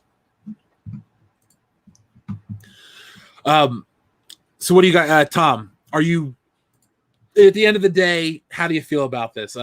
Is it something that's going to hurt Star Wars, or do you think it's already beyond, Oh, and by the way, fuck this image right here with pressing the button right here for the lightsaber. That's not how you turn on the lightsaber. I'm sorry. That's me being an oddly nerdy specific fan right now. But there's a slide on it later. So what's wrong with Princess Leia's nose? This is a drawing probably traced initially and then sent off to a colorist, which, it's not. Look, I don't rip on any of the artist people because they're just, they're hired guns. If some great artist worked on a Star Wars book for Disney, I'm not going to go, you sold out, trying to make a living. I respect that. But with the Star Wars books in general, there is a weird likeness issue. Like John Boyega looks like John Boyega, but he also looks like a couple other actors. Rose Tico, again, I think she looks a little old, but overall, it's just so weird. Like, even if you go back up to the cover is not the most imposing in terms of like a layout or anything like that. But again, as we know, Tom, we talked about Lucasfilm and comic books back, at least historically, with the Raiders of the Lost Ark one, or not the Raiders of the Lost Ark, the Indiana Jones books. Sometimes they want you to make weird changes. And so you always are on the, I don't want to say the edge, but you're always at the whim of somebody who doesn't understand comics. Does that make sense? Mm-hmm. And there we go. There's the cover. Kind of weird. And then it doesn't even look like a comic book hardly. No, Tom's saying you have to let him back in here. oh shit. Okay, Tom dropped. My bad. There you go, Tom. Yeah, StreamYard's crapped out on me. I heard you, and I couldn't answer you. Yeah. Here today we recorded GoldenEye commentaries and stuff, and I'm talking to Kendo about the movie, and all of a sudden I'm getting no response. I'm thinking, did I say something that bothered him? Am I crazy? And I look down and he's gone. StreamYards had dropped him today too. So yeah, it's a whatever. I like the platform. I respect it. But right now, it's. I think I know what Mecca's saying though. These mostly look like they're still images from the movie, just like with a filter over them. Well, it's not even so much that. It's like it just kind of looks like a kid's paperback that you would get, or those actual pictures there, or a comic that you get kind of in a box of cereal or something. Why does what's its face on the left there look like? I don't know. Never mind. Boyega? No. On the other picture, it don't matter now. It's just Kylo. This doesn't even look appealing. Well, don't worry, you don't have to read it. It just I take satisfaction like knowing that consumers and everyday people, and I'm not just saying like normie people that are going to go see a movie, but like people that like Star Wars that aren't embroiled in the fandom menace stuff or the political aspect of the culture war. We'll just call it the culture war. I always take great pleasure in watching companies that produce Star Wars merchandise forego all this modern crap to just jump back to the past because it makes them money. Like last week with some of the toy reveals from Comic-Con, it's like, hey folks, Galaxy's Edge toys. Kinda, but read the box. It says Star Wars A New Hope on it as well. So it's like they know where the bread is buttered, and it's moving forward. Everyone's talking about Star Wars. Where's it going to go? What's it going to be? Don't know what it's going to be at this point. It's My question with those Galaxy's Edge toys now, do you think maybe those were something they were planning on just being a line of toys they were going to have in Galaxy's Edge only, but they weren't selling enough shit? So, well, sending them out everywhere. Well, maybe, but not the one specifically I'm talking about. You get what I'm saying, or no? No, I get what you're saying. But like the Millennium Falcon that they've branded the Galaxy's Edge version, if you look at the box closely, here's the thing. Historically, that Millennium Falcon is a 12-year-old toy. It's the best one ever made because in 2008, they did this thing called the Legacy Falcon. It's 2.5 feet long. It has a cockpit that holds 4 people. It's got lights everywhere, sounds from the movie, missiles, everything. It's like really the best Star Wars toy ever made. I know older fans are going to say, what about the original Kenner version? No disrespect to you guys, but take the blinders off and realize the superior product, 30 years plus down the road. It's really that great of a toy. I'm not building it up just to act whatever. So Hasbro is re-releasing it with a slightly new paint job and a Hondo figure and a Chewbacca figure in Porgs and the square dish. But if you look at the box closely, it says, here's the round dish, and it has sound effects from A New Hope. So, like, no company has confidence. We joke about in the film, the vote of no confidence. No, there's no confidence with this modern stuff. I mean, hell, Marvel owning this, Star Wars, Disney owning Marvel and owning Star Wars, and it's all internal. You can't even get something out. So, there's just really no bright future for any of this shit. Yeah.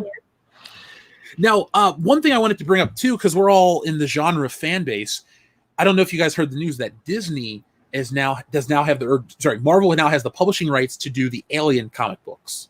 Yeah, I saw that, which is interesting. But that's just because 20th Century Fox and. Well, no, I understand that, but what I'm trying to get at is if a Star Wars adaptation, like, look, I like Alien a lot, but Star Wars is bigger in every way in terms of just widespread appeal. It's Star Wars. Star Wars is the reason why Alien got made, and you're thinking, Jeff, what does that mean? That script existed. The success of Star Wars made 20th Century Fox scramble for more sci-fi projects. And look what happened. Because Tony Scott was pissed. It was just... He did it. He beat me to it. And then but no, you're right, because when Scott made Alien, he said, I want it to look like Star Wars. I want it to look like a lived-in world. And that approach worked. Maybe I prefer Aliens to Alien, but either way, they're both great movies. It's like picking Empire and Star Wars. You really can't go wrong with either film. It just depends on what you want. But the reason I propose this question to you guys is, with a Star Wars book that's supposed to be the adaptation of the big film, which is the biggest thing they tout, can an Alien comic book, can you depend on all this stuff getting put out? Because if they'll cancel stuff like they'll do with this, what if they cancel something else? Does Marvel and Disney having publishing arms, like all these rights for these genre niche things, and putting them under one umbrella, is that good for the fans, or was it better when Dark Horse depended on Alien and Predator books, so they pumped them out, they made them great, and they didn't just rely on gimmicky covers to make money?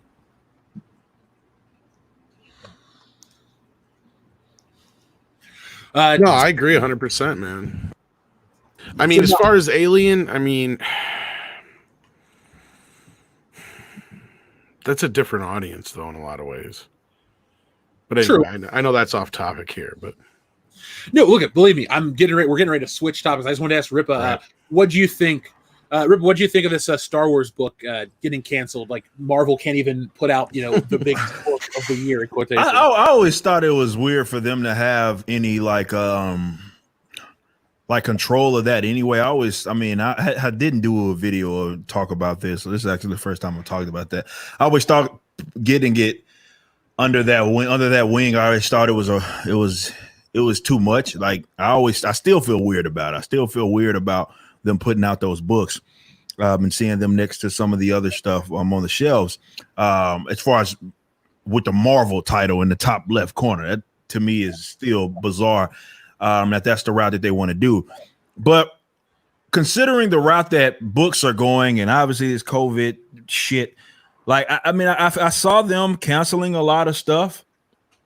I didn't understand. Like I still don't know what the point, or more so what they're attempting to do, as far as having the books relate to the the books relate to the movies, that is, with Star Wars. So I don't know. I don't know how to take it. I don't know if it's one of those things where they've been biting off more than they can chew. It's one of those things that they knew this wasn't going to sell. Is it one of those things that they knew that, okay, this was a terrible idea, you know what I'm saying? And it coming into fruition is just not worth it. It's not worth putting out that product. I don't know. I just really don't know. But I hate the idea of Marvel having some of these unrelated, like classic Marvel material under their wing. I know you brought up a decent point about how, you look to like other books, right? Other books. You mentioned Alien, Predator, like those, the content being a lot better than what it would be if it's DC's writing it or Marvel or whoever ends up doing it. It seems like they'll have more passion. Maybe it is because from an economic standpoint, they depend on that. Like they need that to hit, as far as with it. Well, I guess with Marvel, it's like, yeah, it's just another book, so get some dickhead from that wrote whatever book to go write this book, and we'll be all right. Generally, it never works that way. So I'm not sure. I'm not sure like what route they're trying to go with these books, and maybe that's something that, because I know a lot of people ask me about, like, hey, you're a comic book guy, are you reading a Star Wars book? I own a bunch of Star Wars books, but I haven't like dove into them like that. I just haven't. It's such a bizarre thing, all of this, because I said, I'm taking a moment in the show to go, because they're always acting like the things that they're doing, Disney Star Wars, is so popular and so great. It's just nice to watch another example of a failure from them. So, I've had my Schadenfreude moment for the day, folks. So thank you. Well, and I think it also just goes to show that they just really don't care at this point. Because if they're really not going to take the time to even bother trying to, because, like with the whole Last Jedi thing, they had how many things to, this fixes this explains that. And as Rob and I like to say, we don't like to do homework. So take your homework and shove it up your ass. So I'm glad this book is gone, because I hate it when people have to, like you guys were just saying before, it was explained in this book. It's like, I don't care. It should be in the movie. Right. Like, so what, this is something y'all can answer, I guess, for me, just as the normie. So I know they had that whole like expanded universe thing. So did that get entirely scrapped from like existence? Like, is it not a thing anymore for Star Wars, or is it like because I've heard two different things. I've heard that they like it's not canon anymore.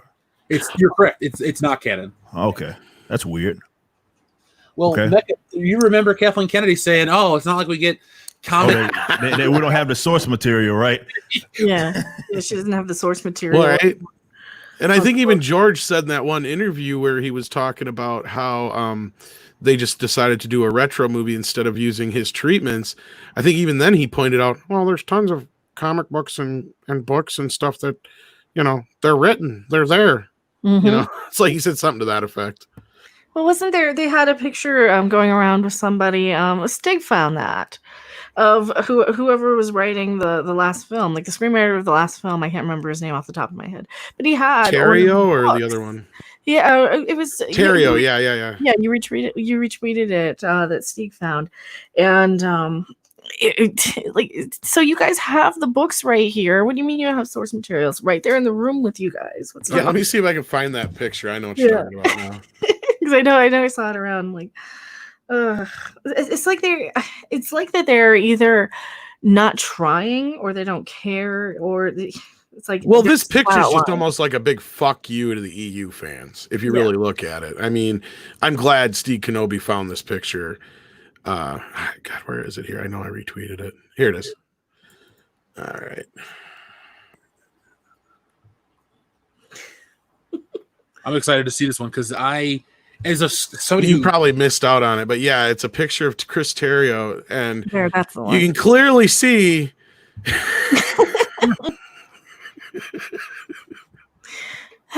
This looks like another one here too, to be honest with you, but you can tell this is definitely one of the EU books. They definitely I'm so enamored by the making of the original Star Wars film, and I like it, but I also hate that they'll take unused elements from Star Wars and just repurpose them later.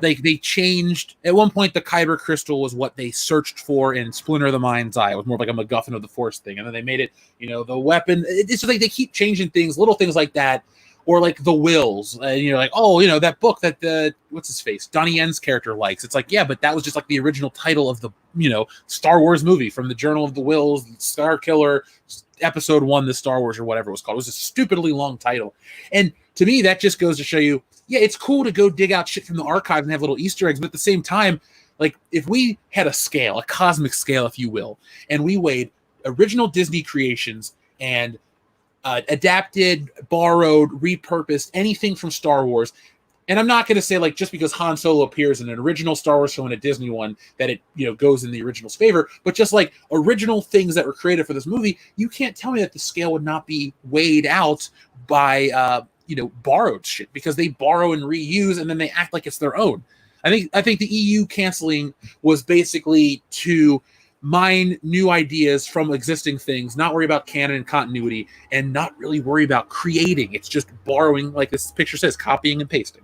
Yeah, and Steve he even sent me a few other things a while back too about how a lot of the stuff from Rogue One and a few other things were just straight rip-offs of shit from the EU. Like he even points out here, like you just said, this is the exact book, because he knows which book this is. I don't know the EU stuff so much, but he knows the exact book this is, and he's like, this is exact stuff that you stole stuff from, man. So did they answer it in the thread too, like which exact specific book? So what was did they give a reason as to why that happened? Like, or why that was decided to be like non-canon? Like, was that, or did they just declare like, hey, yeah, that shit didn't happen? Tom, help me out here, because like I said, I'm a big Star Wars guy. I love the movie. I've only read a handful of books, so I don't know every. They basically delegated everything that was considered the extended universe to something called Legends, which made it all non-canon. Because prior to that, George Lucas had considered everything that was in the extended universe, video games, books, comic books, and connected stuff like that, all to be under the same canon in the same universe. And they all drew from each other to the point where one of the books that was written by a fan specifically was like an encyclopedia that he would give to everybody and go, here you go, this is what you use if you have any questions about any characters and whatnot, because it was so thorough that that he trusted all these people he worked with, and he would sign off on all this stuff, and I'm sure he kept up on a lot of it. And then when it got to the TV shows, he had a lot more to do with it. But he was always somebody that took great care and pains to make sure that the EU all kind of worked. And then when they came to Disney, Disney's like, well, we don't want to do that, and that's what he meant. Like, it's there, it's already written. And there was another interview where he flat out says, like, if he was going to do a sequels tomorrow, we already knew what they were going to be, because it's like the books are already written. was, and I'm paraphrasing, but that's what he basically said in the interview. Like he was insinuating that he was just going to do what those follow-up books were. So I don't know if you had listened to last week's interview, Tom, but I point blank asked J.W. Rinzler had he read the Lucas edit or Lucas version of 7. He's like, I can't really talk about it. So clearly I'm speculating. I've heard nothing off air because you guys watched him leave the stream. So he's never said anything besides that. But it just made me think like how early some of this stuff was out there. And again, what they could have done, what they maybe should have done in terms of building that world up, continuing that world, if you will. That's just fascinating to me from just a comic book guy. Like, look, canon, and this is what I hate about the constant reboots that happens, and not to hijack this and make this about comic books again, but that's one thing that I did have respected from Star Wars like fanatics, is that as opposed to, I mean, maybe it's because we're starting to see this big crossover in the mainstream with some of these books from or these characters from DC and Marvel, and while Star Wars kind of always had that element, but that respect for like canon. And this is what I always say about, that's what separates shitty writers from bad and mediocre writers, is that a shitty writer tries to, that's what they want to do. They want to shit on all of the they want to shit on all of the canon, right? They want to shit on all of they want continuity to not even be a thing, right? They want to be able to do whatever the fuck they want, no matter what. Like, that's just what it is. And quite often it has to do with some like activist bullshit, right? Where as to a good writer, no matter what the industry is, can take that shit that has already existed and write a new story that makes sense as it pertains to the character, the personality, the people that are involved, and of course potential new ones that end up getting, that show up in this story. But it seems like going into this newer generation, we have a lot of weirdos who are, it's about them, right? It's like, I always say this about Batman. It's like, it would be the equivalent to me taking Batman and turning them into a libertarian anarcho-capitalist because I'm one, right? And I don't care that this shit makes any sense, but as far as his history, Batman's history, his legacy, or anything of that. But we have a lot of that happening where it's like, I want the character to be in this situation, so I'm gonna put him in it, and we'll come up with some other bullshit reason as to why this has to happen after the fact. But this is about me, and it's like we're getting a lot of shit writers, mediocre writers, who are incapable of taking what already exists. Maybe it's because it requires work to actually, become knowledgeable on the characters that you're writing, right? And it is a talent at the end of the day, because not everybody can do that shit. Not everybody wants to sit up and read books and understand, like, is this a position that this character would be in, right? Like, does this make sense? This is and a lot of people, they have no desire to even do that. It's like, all right, I want to put the character in that position. So I think that's why we're seeing a lot of like rejection of what has sort of, I guess, what was predicated, what had already existed before. I'm sure Star Wars guys getting it. We're getting it in the comic book material because people don't want to. They don't want to work. It's like, I want to throw some shit out there that doesn't make any sense, but it's the story that I want to tell. Well, I agree with the people not wanting to work, because it does take a lot of time. They have these Bibles. If let's say you're working on a Spider-Man book, and it's like, can Spider-Man have a new girlfriend named Gwen? And you're like, well, if you look at the history, well, Gwen Stacy would be stupid. Or these little things that you look back in the continuity and you try to take your own spin. But there's also, you have to make sure that you're not copying, and that's something that I miss. Comics having long form continuity, like I basically let it out of the bag. Spider-Man's my favorite. It's nice when you pick up an issue of Spider-Man from 82 that they're talking about something that happened in 62, like a 20-year continuity. That's what it's about. That's what it's about for me, man. Like with comics, that's what it's about. That's why I got into the shit, because I could read some shit and I could read it 20 years down the line, and it was still important. Right. And if I wanted to know more about it, they referenced it. Right. It was like, oh, if you wanted to know about this character that popped up, go read Spider-Man issue, from 4 to 7 or whatever, 1963 or something, 1964, whatever it was. Like, that's what it's about. Like, that's why we're into the books. You know what I mean? Because That's why I hate the whole constant reboot thing. I think that's a cop out. I think this whole restructuring of universes, multiverses, I think that makes a lot of people lazy and shit like that. But that's what it's about for me, and I think for like the core comic book guy, that's what it's about for them as well. Like we want continuity. We want this. We like the idea that this person can exist simultaneously to another person, though they're having different experiences, and so forth. And it just makes it, when they do cross over, epic. You know what I mean? Like that. I talk about this with Crisis on Infinite Earths all the time, like the original. Like, so people obviously look at it to one of the major like, I guess, crossover events, because it was one of the first times that we had seen anything like that. But I love it because it was for the first time probably ever, DC admitted they had fucked up, right? They essentially admitted that we were doing way too fucking much.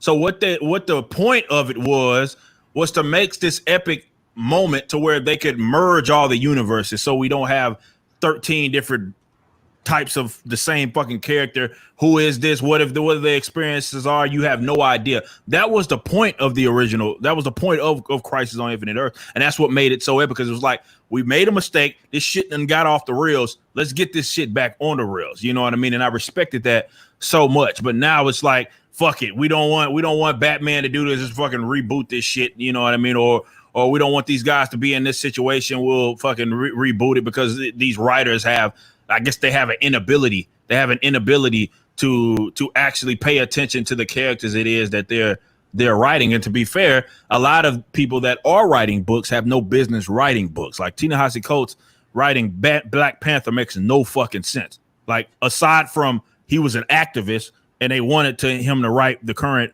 bullshit. What is intergalactic Wakanda bullshit? Like, it makes no sense whatsoever. It's one of the worst Black Panther runs that it is the worst Black Panther run that has ever existed. It's bullshit. And yeah, it sounds as stupid as it is. Yes, there's an intergalactic Wakanda now. But that's what this Coates guy is writing, and he's an activist, right? He's an activist. He has no, like, I don't even know if he's wrote these types of books before. Like, I don't think he has. I was looking him up, and like, when I say he's an SJW, I get to say that he's an SJW because he literally won an award, and I quote, the name of the award is the Harriet Beecher Stowe Award for Social Justice. That's the name of the award that he proudly won, and that's why he got the fucking job, and he's writing Black Panther instead of maybe Kevin, who created Blue Marvel, a good friend of mine. Instead of guys like him writing it, we get these weirdos that have absolutely no fucking business writing these books, but they're getting in control of these characters. Probably never owned a Black Panther book, probably didn't even fucking bother. And I guess this is why I say, and I'm pretty sure it goes down with the Star Wars stuff as well, like, there's a structural issue here. Like, it's not just them, because you have to look at the fact that how many levels of like, whether it be your editors, how many levels did this have to pass through before all of them lit this intergalactic Wakanda bullshit, as an example? Like, how in the fuck did that happen? So it had to go through all of these channels, and nobody said, hey guys, this doesn't make any fucking sense. And then nobody said that, I guess, and it got, put out there on the shelves, and here we have one of the worst Black Panther runs to ever exist. It's a lot of people writing books, a lot of people working on movies that have absolutely no business being anywhere near this shit, and it's unfortunate. And this is why I think it'll swing back the other way, but it may get worse before it gets better. Here. Hey, well, when you bring up like the Ta-Nehisi Coates on the Black Panther thing, it's just about, like, there's this obsession in comic books that the people that create look or have a life experience similar to their creation. I love Stan Lee, Jack Kirby, Steve Ditko, and John Romita, like the classic Marvel guys. Last time I checked, the only thing Jack Kirby and Captain America had in common is they both served in World War II, which is, that's something cool that you can, base off an experience or whatever. Right. Well, actually, I think Captain America came out before Jack Kirby was drafted to World War II. So either way, that's the only similarity though. But like, it's really limiting that when you have, let's just use America Chavez again, because that was the character that I really drew attention to what SJW Marvel is. I know Captain Marvel, but again, I had been reading books, so Carol Danvers was on the New Avengers team. I was aware that I really didn't care about her as much as other characters, but she was there. But that was the most overt one. But like, you have to have a gay Latina writer to write a gay Latina space alien where they don't have Latinos or Latinas. Like that it's as stupid as it sounds, folks. Like, you're thinking like, Jeff, you're making this up or you're joking. Nah, it's a real talk. What is a comic book in 2020? You know, if you had to use those metrics, Ethan should be a cybernetic frog, not a man. So, you know, it doesn't even mean that you can, like, you're good at it, or you can come up with a good story just because you have the same skin tone as the person that you're writing. It doesn't matter. This is why we've seen the comic quality fall off, because everybody's trying to match the sexuality, the gender, the race. And they say, you write that character, and you can't write anybody else, but you can write this character. And they act as if that is going to equal a better book. And it doesn't. It doesn't. Like, it doesn't mean that you have talent. It doesn't mean that makes sense for you to write that just because you think that you have a similar skin tone or sexuality to the color, to the actual character. Because some of the best material that's been produced obviously has been wrote by people that have absolutely nothing maybe in common with some of the characters that they wrote. So you have to take that into consideration when you're looking at whatever character it is that you're writing, because some people, that's what talent is about. Some people have an ability, and they don't maybe match the race, they don't maybe match the sexuality or the gender of the character that they're writing, but it is what it is. You know what I'm saying? Like, that's just sort of how it comes about. Like, Gail Simone was the one that put Birds of Prey, like, drove it off a cliff. You know what I'm saying? That was her doing that. Yep. Did that in the actual book. She's a female like the other characters, but that doesn't mean that she knows what she's doing. And that's something that I would hope more people take into consideration before giving these people these jobs to write these books just because of experience and know that you can pump out something. No, what happens is you get fucking intergalactic Wakanda. That's what happens.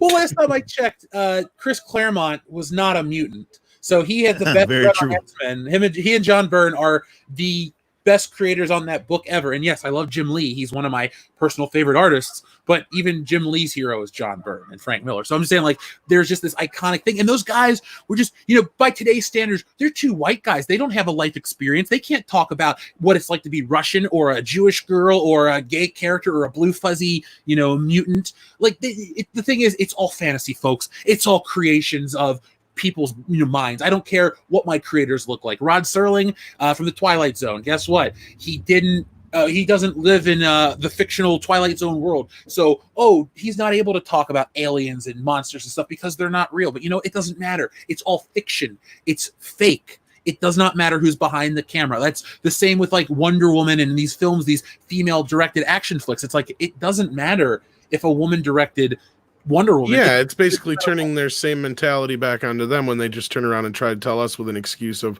why they should be able to just change everything and do it their ways because it doesn't matter. They're fictional characters. Well, it's the same thing. Yeah. You know, one of my favorite movies of all time is Wayne's World. I don't give a shit that a woman directed it. Doesn't make it lesser. A dude directed the second one, and it's kind of sucks comparatively speaking. So this, you know, Rippa, I'm with you 1,000%, even though that's not even a real number. But, like, I'm with you so on this creation has to reflect the creator thing. I hate it so much. And it's one of the, you know, if we came up with pillars of why there's bad entertainment, you can use the phrase SJW Marvel, you can use anything like that, but it's self-insert. Like when you were talking earlier about something, I was like thinking about self-insert characters. Some could argue Rey is a self-insert for Kathleen Kennedy. You have these these flawless characters that have no traits of personality. They can just do everything. And it's why, because, well, I want to represent strong women on film. And the thing is, the strong, great characters face adversity. The reason I love Spider-Man so much is that dude gets beaten down constantly and works his way back up. And you know what? He doesn't even get thanks for it at the end of the day. It's like it's just this task that he can never get through. And if his life is good as Spider-Man, it's bad as Peter Parker and vice versa. Like, there's this interesting wanting to watch your heroes succeed after they've been beaten down and failed. Today's new characters don't face adversity because a lot of these people don't really face adversity. They bitch and whine and moan and shit.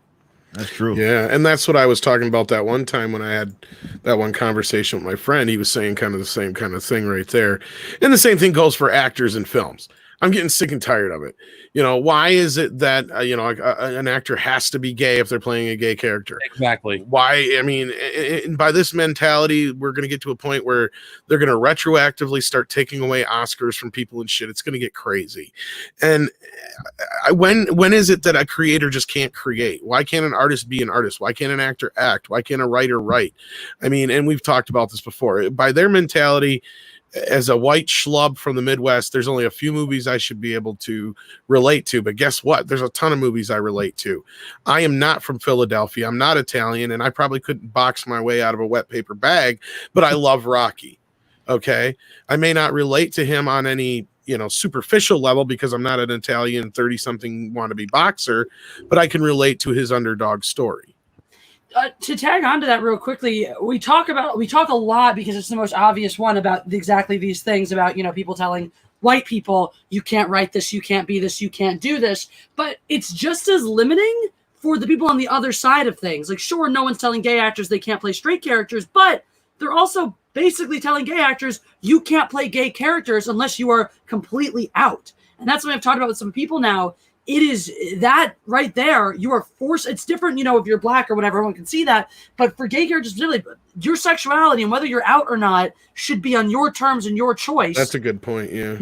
So you're basically forcing these people into either pandering to this lynch mob, and they're going to get harassed and doxxed for not being Chris. Ruby Rose is completely and totally out, and she is as gay as they come, and she got harassed for not being gay enough for Batman. Right. What is gay enough, by the way? Which is ridiculous. But it's also insane too, because you would never in a job interview, you would never ask somebody what their sexual orientation is. That's what this is akin to. An audition is a job interview, basically. A movie is a job. So why should somebody's sexuality matter or not based on their job? Why should somebody have to be forced to, and especially very publicly, out themselves in order to play a gay character? You're preaching to the choir with me. I agree with you. It's the exact thing. It's limiting, and at the end of the day, what it limits is what we all. The thing is, we all lose, folks. It's funny how people think like, I don't care about this topic or I don't care about this. But the thing is, it's eventually going to reflect the shit you care about. They'd be like saying, Ribbon and I have been reading comics our whole lives. We saw this Marvel. There was a shift in Marvel a couple of years before it happened to Star Wars. So if we came to you guys and said, comics have been shit for the last couple of years, they're doing this, that, and the other, people go, I don't really care. Well, then they do it to Star Wars, and then you do care. And now it's Star Trek and Doctor Who, and it doesn't end. I think COVID's been the best thing for James Bond because I think they're talking about reshoots. I think they may have taken a step back and realized we can't wokeify, and I'm just using that word, even though I don't really want to. We can't make James Bond fit the Twitter demographic. He to be the character, he's got to be the womanizer, he's got to be this, he's got to be that, he's got to be violent, and all these things. And to appease these weirdos on Twitter and these dickhead writers, like there's this weird ecosystem. I call it a sycophantic circle jerk. That's really what it is. It's an ecosystem of you get people on Twitter believe a certain thing, and those people fall in line with writers. So that's why, like with The Last of Us 2, this is what I said on my Last of Us 2 video. The reason IGN gives The Last of Us 2 a perfect masterpiece score is because the ideals and the politics and the beliefs that are put in the game by Neil Druckmann and Anita Sarkeesian and all these other people, those are for the people that give the game the reviews scores. Like, so they're not making these games or these things for you, the consumer. They're doing it to get praise and accolades from these reviewers who then turn around and put 10 out of 10 on a website, which gets put on a box, which, look at folks, I love Batman Arkham City. It's a really great game. Or sorry, Arkham City, that's what I'm talking about. But they did this Game of the Year edition where they just slapped 10 out of 10 over the title, and you don't even know. Obviously, it's Batman. It's kind of stupid not to know Batman's face, but like it looks like it's called 10 out of 10 the video game. So when you get away from the gaming sphere, it's the same with geek culture. It's weirdos on Twitter and the people that write for Variety, like the Scott Mendelsons of Forbes and all these things. These people all believe the same shit. So then they keep propagating it, and it's this cycle. And then you have people that are in the industry that see, oh God, Forbes covered this, we better go along this because they have their finger on the pulse. And in reality, it's a percentage of a percent. And it's a problem for everybody because, like I said, folks, you may not give a shit about comics. And we all do. Clearly, the numbers don't lie. We have 1,400 people watching. By the way, hit that thumbs up button if you enjoy the conversation, if you enjoy Young Rippa, Midnight's Edge, Mecha Random, or myself. But the point is, it will affect your entertainment. You don't have to go out into the streets and scream at the top of your lungs, you're ruining Doctor Who, you're ruining Doctor Who.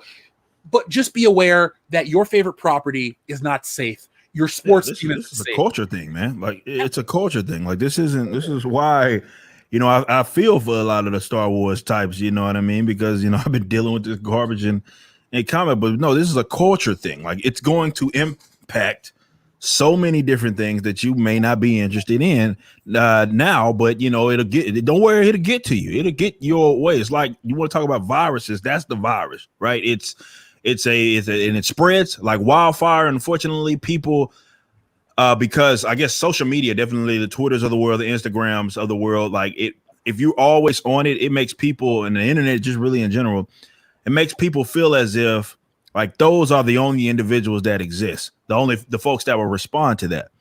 And it puts people under this impression that they're appealing to a large demographic when it's not really a large, it may be a very active or very responsive demographic. Again, going back to Birds of Prey.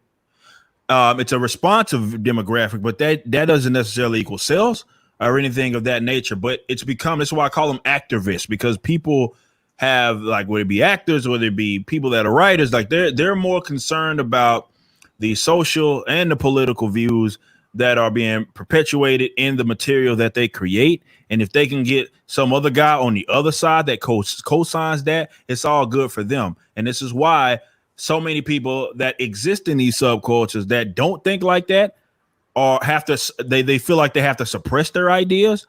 Or the minute they do, they're completely they're ostracized, right? Yeah, they're attacked. They get attacked for it. I mean, this is exactly what's happening. I mean, look at what happened with our Star Trek panel recently. Alex Kurtzman, the new producer, showrunner, all of the head honcho, the head ruiner, destroyer of Star Trek, comes out and says, "Yes, real big platform for activism."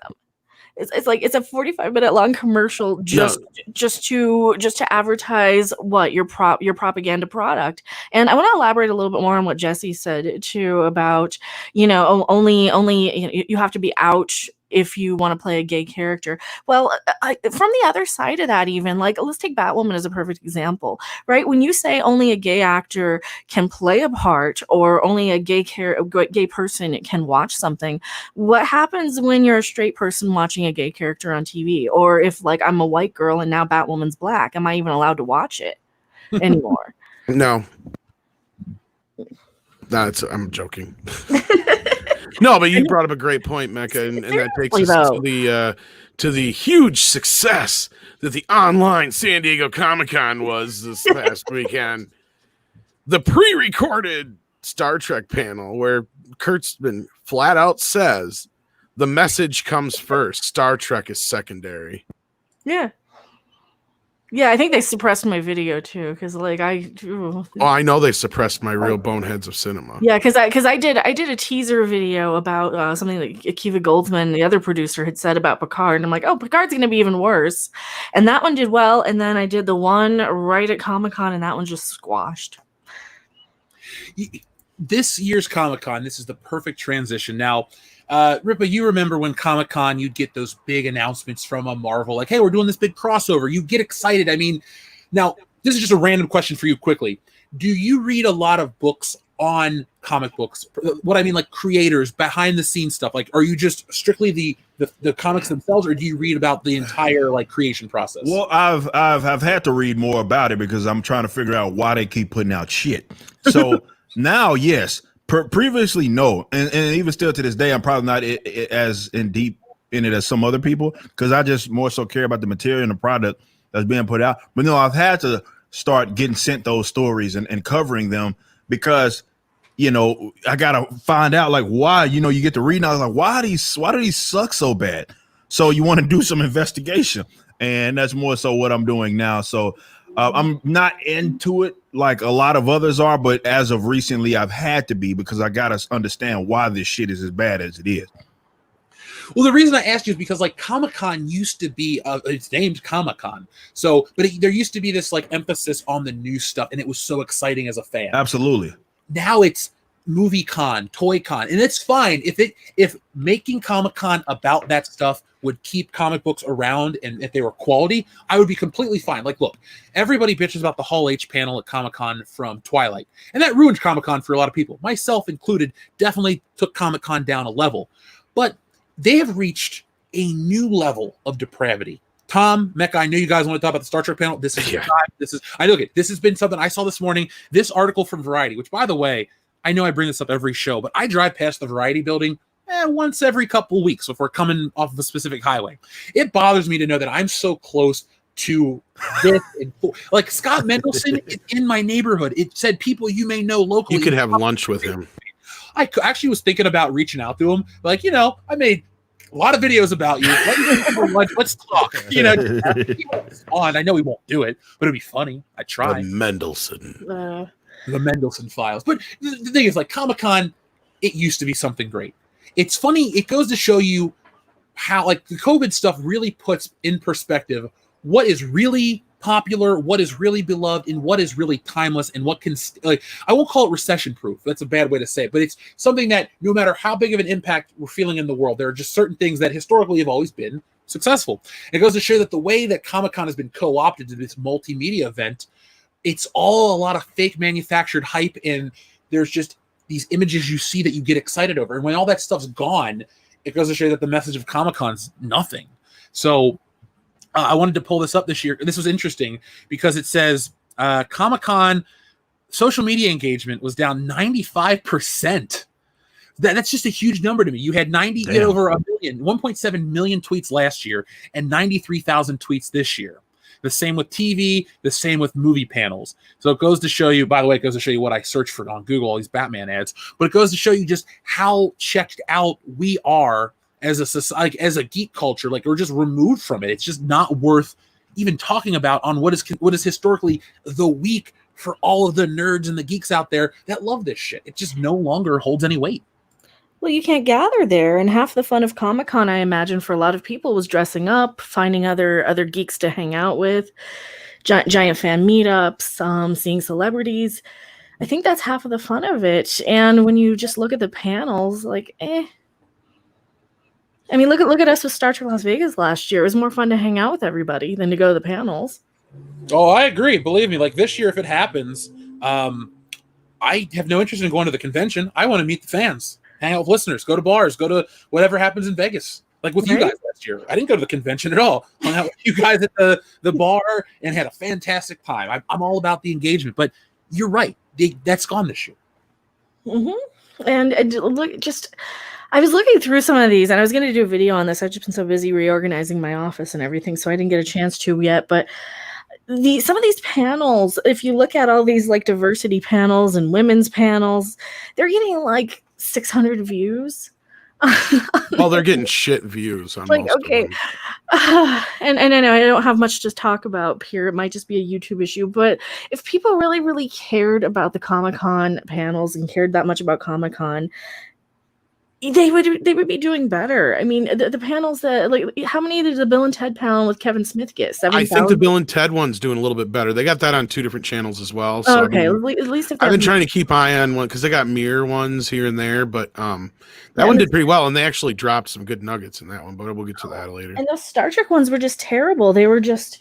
They didn't even mention anything. It's like they're tripling down on this message, on their activism stuff. It's like they're tripling down on this. You know, we've been telling them, no, we don't want this, we don't want that, and then they're like, well, too bad. We're using this as a platform. We're using, Star Trek as a platform. So the story is second, and I've been saying this since I watched the panel. Yeah, it's confirmed now. It's not a denial. It's not even a conspiracy. It's not even we're just talking hyperbolic bullshit no more. No, it was right there from the horse's mouth, and that's all. That's all this is just that their activism is first, because they need to go and prove that they're not a bunch of ists and phobes to each other, because they're right, they're righteous.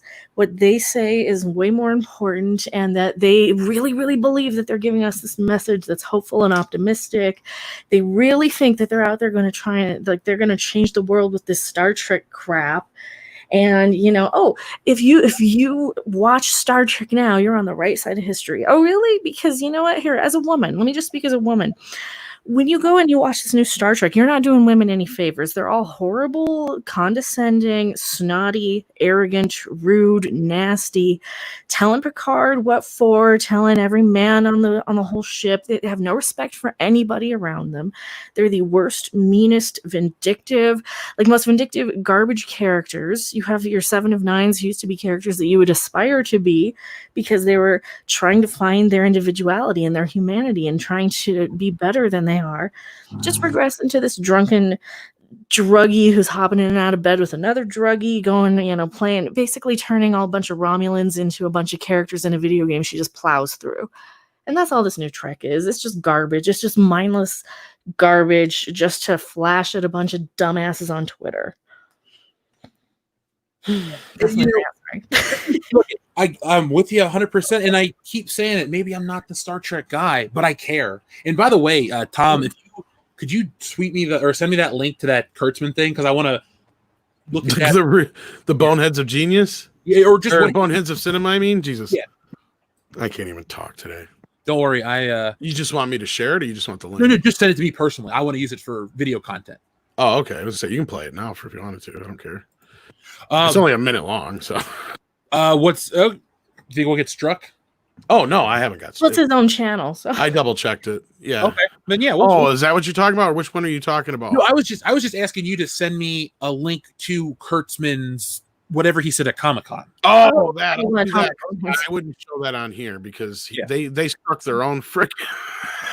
I was freeze framing it and using, and I count, no more than 7 seconds, because I know that that's what their bots are set to. So I count each second and I speed it up and I do all kinds of shit to it when I play the footage. So, but yeah, let me find it. It's on. I'm sorry, I thought you meant something completely different. Oh, you're fine. Look, no need to apologize, but it's so bizarre how Comic-Con was just a nothing, and you have these trailers that are, these panels. Oh, the films panel logged in 208,000 views on YouTube. We've all had videos that have blown past that, all the stuff that people are talking about. Oh, so many, 800 people watch this live stream. Well, for fuck's sake, there are 1,400 people here. No, I'm not and you look at a lot of these corporate channels too. It's weird how YouTube wants to make the switch to have more late night shows and this kind of family entertainment, this acceptable change.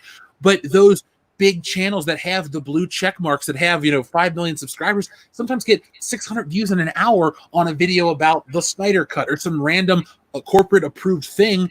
And I don't know, it's just, this wasn't the platform to host Comic-Con on. Social media just wasn't the right place, because it goes to show you just how little people on social media support the crap that they think people on social media actually want. Well, speaking of that video I was just talking about that I did, my little tribute to Kurtzman, it actually had over 1,000 views in the first hour, and then the second hour it took a dump.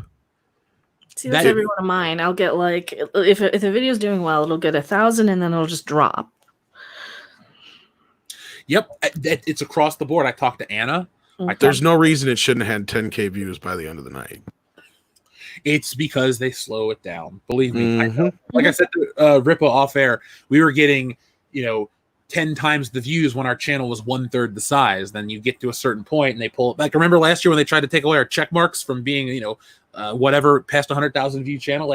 They're just always trying to take it back so they can control the message. But luckily, people are out there that are like, yo, this is not right, and kind of keep the platforms honest. And then blunders like this with Comic-Con go to show you just how woefully unprepared and how they're going in the wrong direction.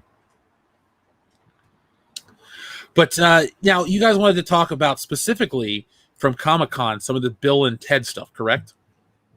Yeah, if you want to move into Bill and Ted stuff, we can. Let me read a couple of the super chats first, because we got actually quite a few. Thank you, folks. I really appreciate everything, but I don't want to leave them hanging. So first off, our friend Carl Mahel 05 says the people the comics industry try to appease don't buy comics. They're broke and they spend their time reading on Twitter to actually make money. Like I said, I hate to keep going, oh, I agree, you're right. But that is the case. Rippa talked about it. I've talked about it. We've all covered it. These companies aren't going where the bread is buttered, which is the dumbest thing in history. When I took advertising and when I studied advertising in college, they would say, specific classes say, you want to advertise these products towards women and these towards men, and you put them on this channel at this time and this kind of stuff. And it works historically. your ad rates go up in this fall because people are buying for Christmas. You have this shit at a different time of year. Like, it's so bizarre how adverse they are to success. It's like you cut off your nose to spite your face. They're cutting their nose off for no reason but to say, oh, look how much pain I'm in, and hoping that they garner sympathy instead of keeping your nose on, not hurting your image, and prospering. It's so weird that prospering is poisonous to these people. It's really stupid that at the end of the day, when you watch them falter and fade out, whatever, you're like, screw them. I don't care at the end of the day. Our friend Uncultured Barbarian said, I started reading comics and science fiction as a kid in the 70s. Never cared about race, gender, etc. I liked good stories and characters. I remember that when I tried to create my own stuff. Well, Uncultured Barbarian, I think that's a great approach to take, especially with your own stuff. I like to think, too, when you create stuff, sometimes you do think about your audience and you think about the bigger picture. Yes, telling a personal story is great, but I think the trick with all of this is, if you want to tell your own personal story, or you want to tell a story about racism or this, or anti-Semitism, what you do is you find a way to tell a story inside of a bigger story that has more appeal. Like X-Men is the perfect example. God loves, man kills.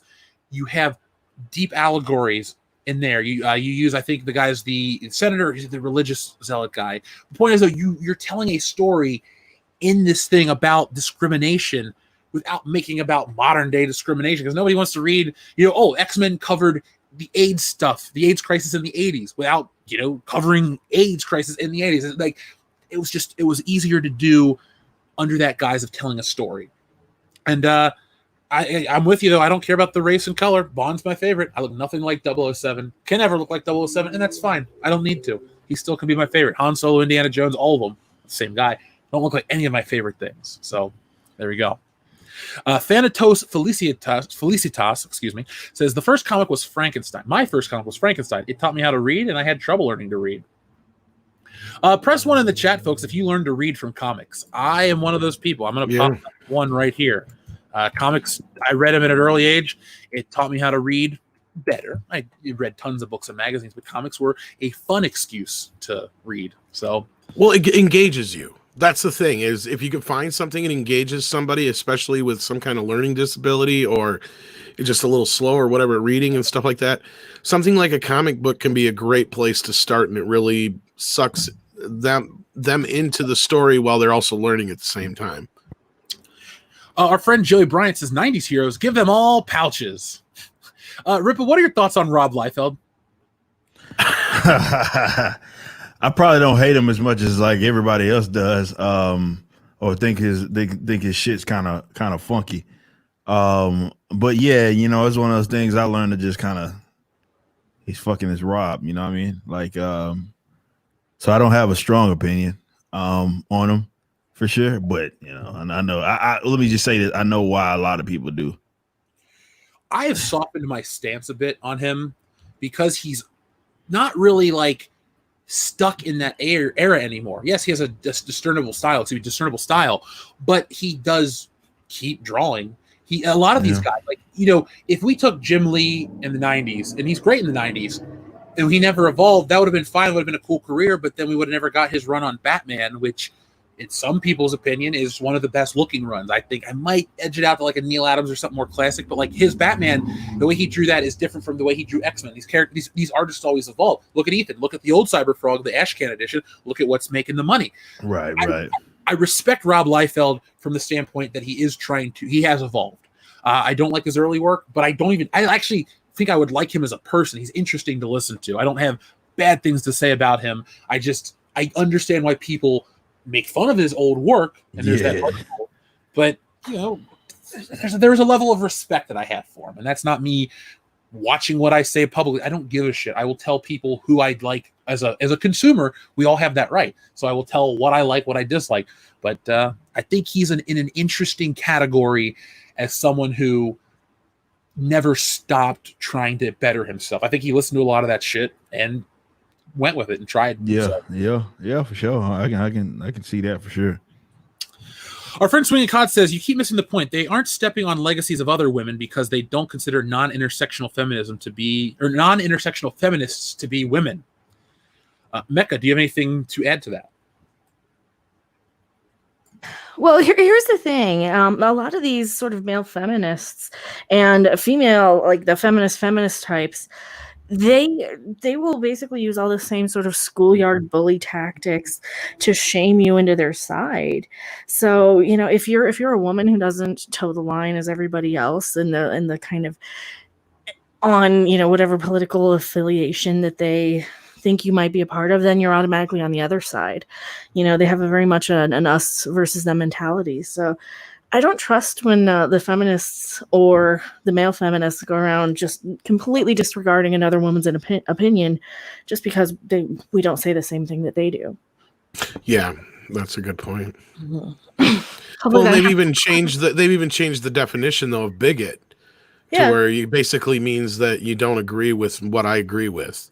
So it's ridiculous. Yeah. Our friend Oscar Meyer sends in a super chat sticker of a unicorn. Thank you very much. Louis the Plank back in and says, the Wokeman HBO series was nominated for a bunch of Emmys. Hollywood is a joke. You guys hear about this? Because I was looking at these lists about, what was snubbed, what won, or what not won, but what was nominated. And I can't believe Watchmen got, anything. Too bad it got canceled. Yeah. Yeah, man, these awards are jokes these days, man. Like, they're not like... We need to start our own awards for the Fandom Menace. We'll call them the Circle Jerkies. You joke. Do you want to? I can put together... I'll fucking do it. Message me off air. Let's make that happen for the end of the year. We'll set a big premiere. We'll try to get everybody involved, like to show up on the stream, and we'll do it. Let's do that. Well, what are the awards? Which categories, though? Oh, well, look, this is the part where we discuss off air so we can kind of feel it out. Audience, folks in the chat, if you have any ideas, let us know. But how funny would it be if let's say you do call them the Wokies or something, and you have category for Wokest TV show, Wokest movie, blah, blah, blah. Or cut off the circle part and just call them the Jerkies. The Jerkies. There you go. You could call them or you could have the most stunning and brave award. So you're going to nominate, what's her face? Ruby Rose for backing out of the costume. Just random funny shit like that that's happened through the year because... Let's be honest. The Oscars are going to be it's going to be another circle jerk. It's going to be, the world, COVID has really made us open our eyes to the plight of the small independent filmmaker. And they're going to go that route when they should just give the fucking award to Sonic and something else and call it a day because nothing else. Before we said it, 3 people in the chat are like, the Jerkies, call it the Jerkies. It's going to be called the Jerkies, folks. Watch the show. Okay, the guy just has to be a metal guy, a golden guy with a big circle he's holding up. World's biggest cock ring. It's still too big for any, it's too big for any of the people that are, going to win these awards, even if it's, a 1-inch diameter. Except for maybe Jeremy, because he's above average. Anyway, moving on though. Don't care about that. But no, I think that's a really fantastic idea. We should do that. And that's what he says. I mean, hey, you know what? Speak softly and carry a big stick, right? Isn't that Roosevelt's old phrase? So, Rippa, what do you think of Watchmen as a book? Do you think it's what do you think of the book, and what do you think of trying to continually add more to the mythos?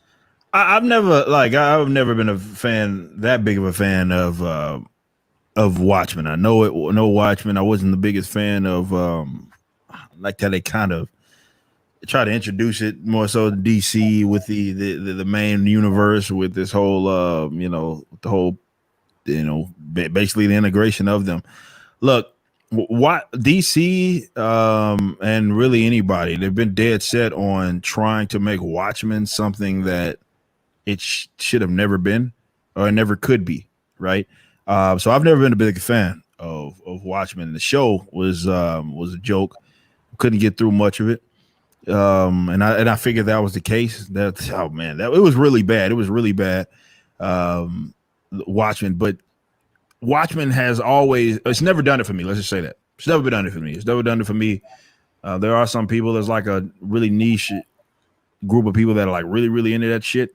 And they think it's the most genius shit ever. And then you hit me, it's it's just another thing, right? Another click. I'm not really into it.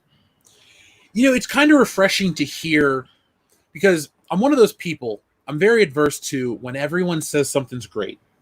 I'm really adverse to like. It's not about the herd mentality. I'm afraid to like what other people like. It, you know, if I like it, it's fine. It could be the most popular thing in the world. I tend to like, oh, everybody seems to think Spider-Man 2 is the best film of those movies. It's my favorite, blah blah. But my point is, there has been a period of time where Watchmen has been put on this pedestal, and while I like it enough to own it and respect it, and the movie's fun, it's just nice to know that like not everybody considers it the greatest thing. It's like, you know, when everyone says, well, Citizen Kane is the greatest movie because AFC says so. It's like, is it though? What's your opinion? I feel like there's this, you know, this hive mind about Watchmen. Yeah, I can see that. I hate that. Well, I think it needs an asterisk, just like everything else. And that is, yeah, Citizen Kane is the greatest movie of all time. Technically, by the time if you're looking at the time period it was made, yes. But same thing with Watchmen. Is it the best comic book of all time or graphic novel? Technically, yeah. When it came out, it probably was.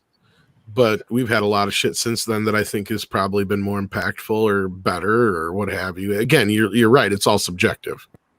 I mean, I would argue from that time frame, Dark Knight Returns is better than Watchmen. That's a good argument.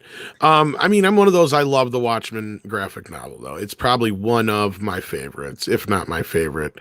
I mean, I guess it depends on the day you ask me, because I really do like Kingdom Come, and there's a few other ones that I could probably put up there too. But I mean, yeah, like Matt. I mean, again, it's all subjective. You know, even Mako Rex brings up a few other ones from that era, like Casablanca and King Kong. King Kong's a personal favorite of mine, so I can totally see where he's coming from there too, as well. It's like, and even Gone with the Wind came from that era as well. So technically, again, it's all subjective. Well, yeah, but all I wanted to bring up though is it's just so nice to not have to like you can tell when you're in certain comic circles that they follow a trend. Like the Comics Tropes channel kind of follows like what is most accepted in the comic book sphere. They kind of follow that. So it's like, well, I like the guy's content.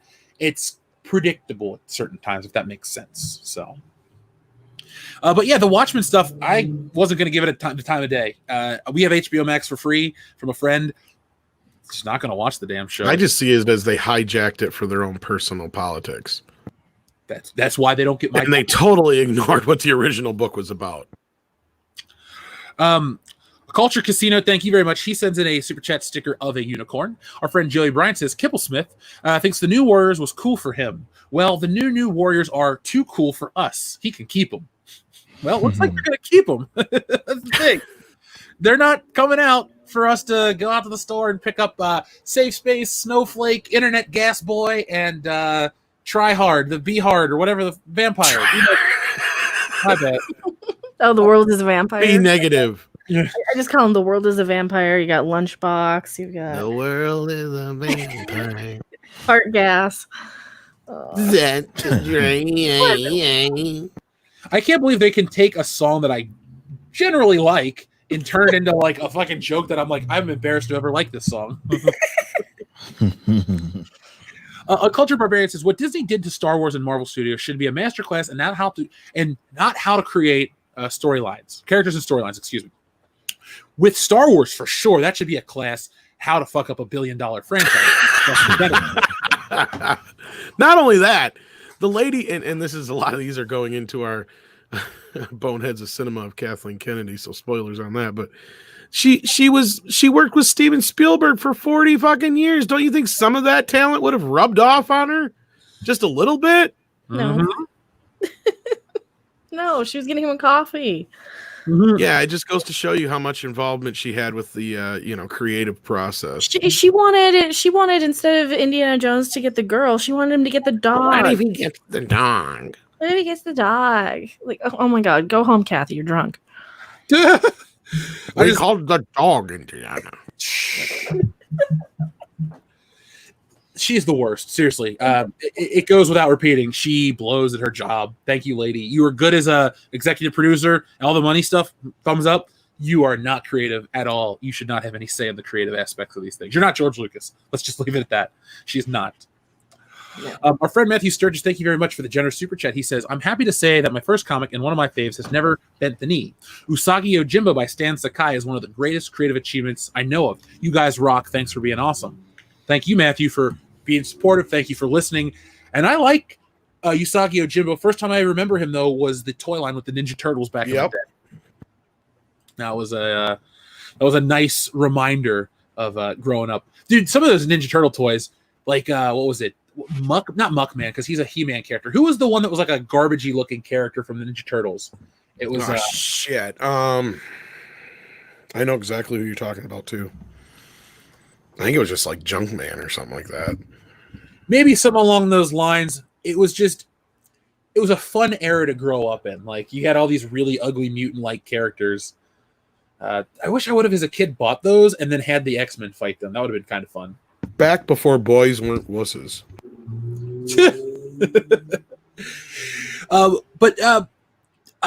Matthew, I think I saw something about Usagi Yojimbo the other day. Like, there's either a new chapter coming out, or I don't know off the top of my head, but I'm positive I saw Usagi Yojimbo on Facebook. And it's nice that Stan Sakai has a level of, like, what's the word I'm looking for? Integrity. Excuse me. A lot of creators today don't have integrity.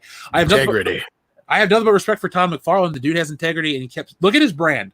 You know, he crowdfunded $1 million action figure. He got a documentary that was put out this weekend about it. He got the DC license for their toys, and people are going nuts for him. Like, the dude, on paper, is the most successful man to ever draw comics. The dude's worth $300 million, started his own toy company. He's the dream. You know, that's the top. So he's kept a level of integrity with his creation of Spawn. He wants to make the movie. He doesn't trust other people to. Look what happened in the 90s. So I get that, and I respect that. And yeah, Stan Sakai isn't Todd McFarlane, but there's something to be said about, like, what is it? Jeff, who created Bone, or the guy that does Calvin and Hobbes. There hasn't been a Calvin and Hobbes movie. There hasn't been these things because there's integrity. And while, yeah, you're cutting yourself off from $1 billion, I respect that, because your integrity means more to you than selling out. Well, I don't even like the phrase selling out. Then bending the knee and going for the non-natural approach. So, Matthew, I hope I didn't misspeak about the new Usagi Yojimbo stuff. And if it is true, I hope you enjoy it. Let me know. Head Case Laboratory says, with all the negative stuff being shoved at us, I finally have been motivated and got my first ever fully voiced comic on my YouTube channel, Otaku Daddy. Well, folks, the channel is called Head Case Laboratory. Head Case is one word, and the video is called Otaku Daddy. So if you want to check that out, a fully voiced comic on YouTube, we always love to support people in the Fandom Menace. Check out Head Case Laboratories. And Andy Lee says the worst year is considered 536. Well, 2020 says hold my beer, but I have to do some research on why 536 is the worst year ever. Let's see, worst year ever. What does it say? Is that the 536 worst year to be alive is the third thing what happens. The plague, probably. The first plague. This is what Wikipedia says. In 2018, a medieval scholar nominated 536 as the worst year to be alive because of the extreme weather events of 535 to 536, probably caused by a volcanic eruption early in the year, causing average temperatures in Europe and China to decline and resulting in crop failures and famine for well over a year. Mm. That's what science says on history.com, as well as Live Science and CNN. Well, whatever about them. Popular Mechanics, Earth.com. So yeah, I guess according to science, and I am a fan of science, 536 is the I word. like science. I want to watch Idiocracy right now. Ian Slater says, take my money. Good panel tonight as always. Thank you very much, Ian. Glad you guys are appreciating the show. And Bweezy Bird, we're gonna move on to our next topic. Bweezy Bird, thank you very much. Did you see the voice actor for Doc Ock for the Spider-Man PS4 game say on Twitter that every fictional character has left-wing politics? I did. Okay. That is dumb, because we can come up with J. Jonah Jameson does not have left-wing politics. The Empire. Folks in the chat, do me a favor right now. Tell me characters that do not have left-wing politics. The Red Skull. Yes. They're all villains, that's for sure. I was going to say just about every villain. I mean, you could almost argue that Captain America in a lot of ways is pretty conservative. That's when I read that, I instantly had an image of Captain America pop into my head. That's OG Captain, of course, but yeah. Hell, OG Captain America was fighting fucking communists. People see, forget about that shit. They kind of, and Stan Lee he kind of tried to bury that shit as well. But he used to be like fucking beating up commies and shit like that, like before this whole Before even the you know, like the Captain America now, he was like fighting fucking communists and shit. And then they retconned him and they made that one like he was a copy or some dumb shit like that. Yeah, it was that quick relaunch in the 50s you're talking about, right? Yeah. Like it's just a couple of issues. Yeah, and it was like the commie, what the fuck, like the commie slayer, something crazy. As far as like the subtitle of what it was, I can't remember that shit, but he was fucking commies up, and that was Captain at his best, as far as I'm concerned. It's so funny how you talked about the pendulum. I don't know if I addressed this, so I don't want to repeat myself, but when you brought up the pendulum swinging, I'm interested / concerned to see how far it's going to go to the other side. Because yeah, it could get ugly. It could get ugly, man. It really can, but it's gonna swing back. It's gonna swing back the other way. So we got to be prepared for that. It will. When it does, I'm not sure, but yeah, it could absolutely get ugly because it may go all the way. Fucking. I hope we just settle someplace like kind of where we were for a while there, when things were kind of getting even keel. At least it felt like. Dude, I would like that too. I think what I want is us to get to late 90s, early 2000s in certain exactly. Yeah, like to where it's like, yeah, we all are like, oh, we all are in this together. We know it's, whatever. Everybody's working, everybody's good with each other, nobody's fighting, entertainment isn't garbage. I think it's going to be too much to ask for some of these people, but we will try. We'll definitely try. You know what happened? Social media fucking happened. That's what happened. Because all that time you're talking about was just before like MySpace and Facebook. True. That's very true. Yeah. I don't think social media has done good for some things and really damaging for others. So it'll be interesting to see what happens because, not to get overly political right this second, but, there's pushback.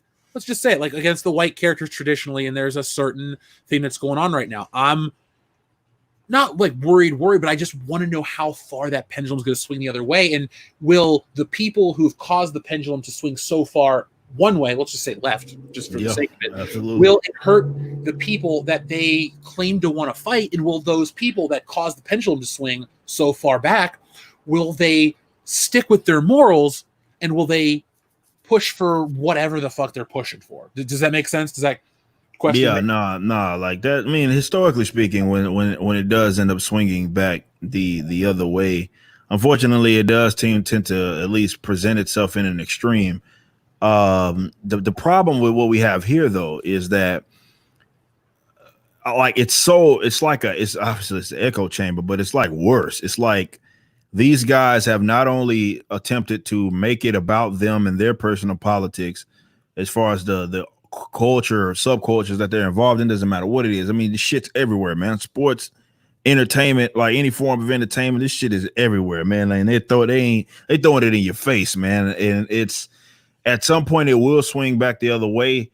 But I think what's going to end up happening, what's going to cause it, and this is my honest opinion, is sort of what we're starting to see already now.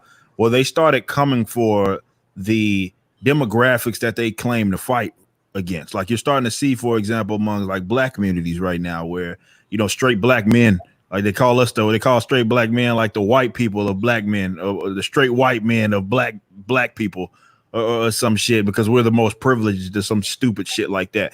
But what happens is they're going to start taking aim at putting other people in the crosshairs, people that they claim that they were serving, that they were protecting, like that's who it was for.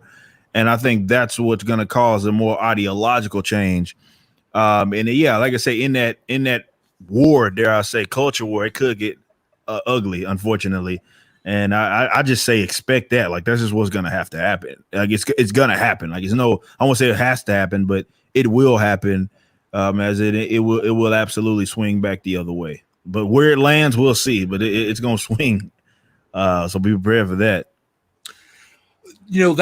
I'm glad we're all where we are channel wise, because we've documented here's where the pendulum is. It'll be good for us to be able to document where it goes and how far it's come, because I don't like to self-aggrandize, but in a way we're kind of like pop culture historians, where it's like it's not about us, trying to become these celebrity things, but like we're making videos on the things.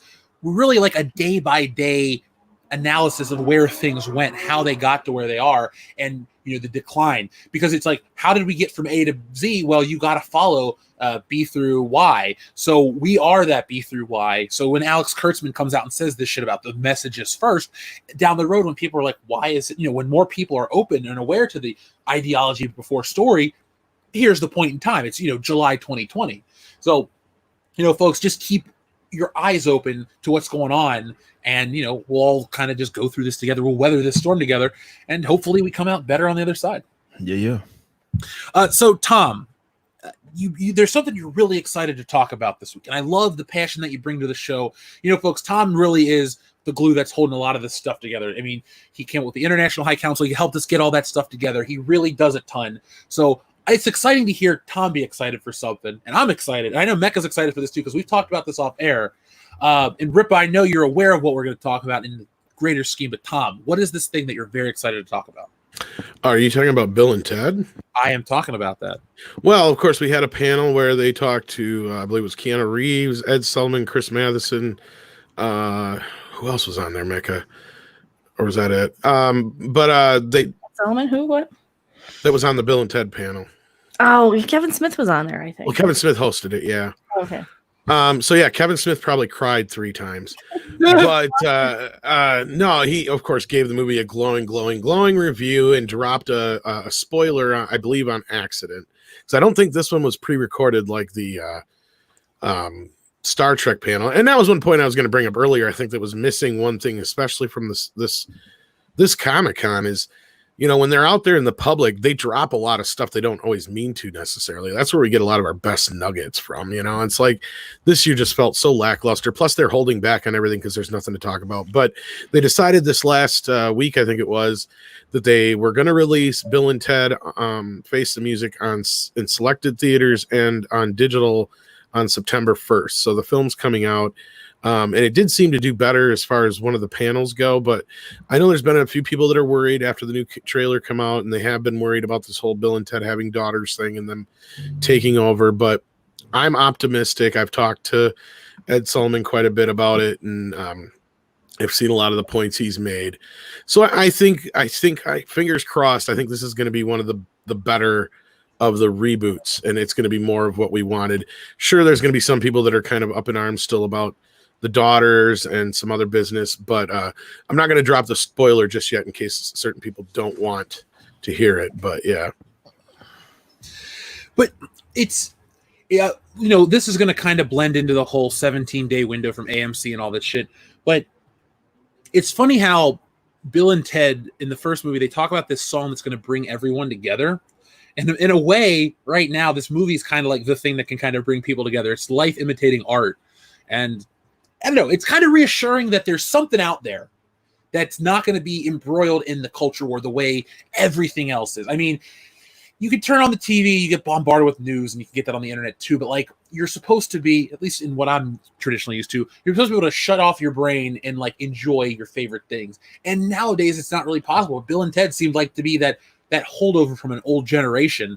And screw me for being excited about something. I know it sounds really weird coming off of this, this anger about the culture war, and they're like, oh, Bill and Ted, it kicks ass type of thing. So I know there's going to be a weird change in dynamic here, but are you guys, from what you saw from the panel, I know that you said there's a spoiler, does it make you more interested in the film or less? Oh, I'm more interested.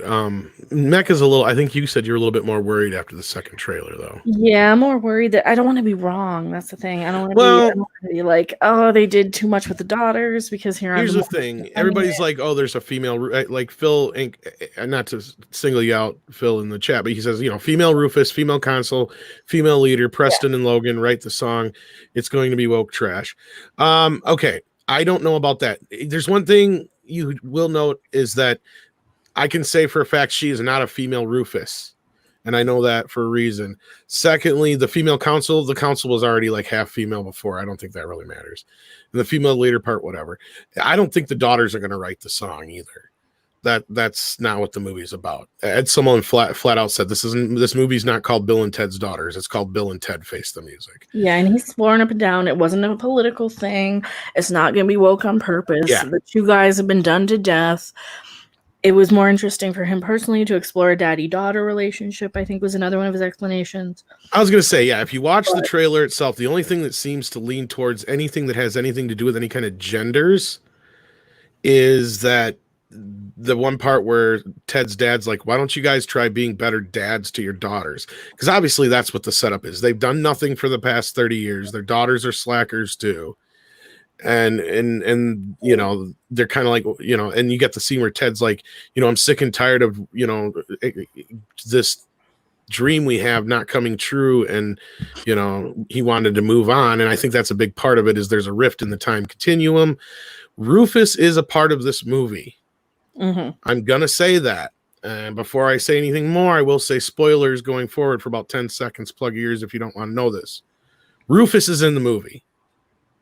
George Carlin is in this movie. His daughter is also a part of the movie. So don't worry. Rufus has not been replaced. Rufus, as far as I know, this goes right with what I said before. Rufus being gone has something to do with the story and why something went wrong in time. Because we know how it ended with Bill and Ted's Bogus Journey. Somebody has disrupted the time continuum. So there's probably a villain that hasn't been revealed yet.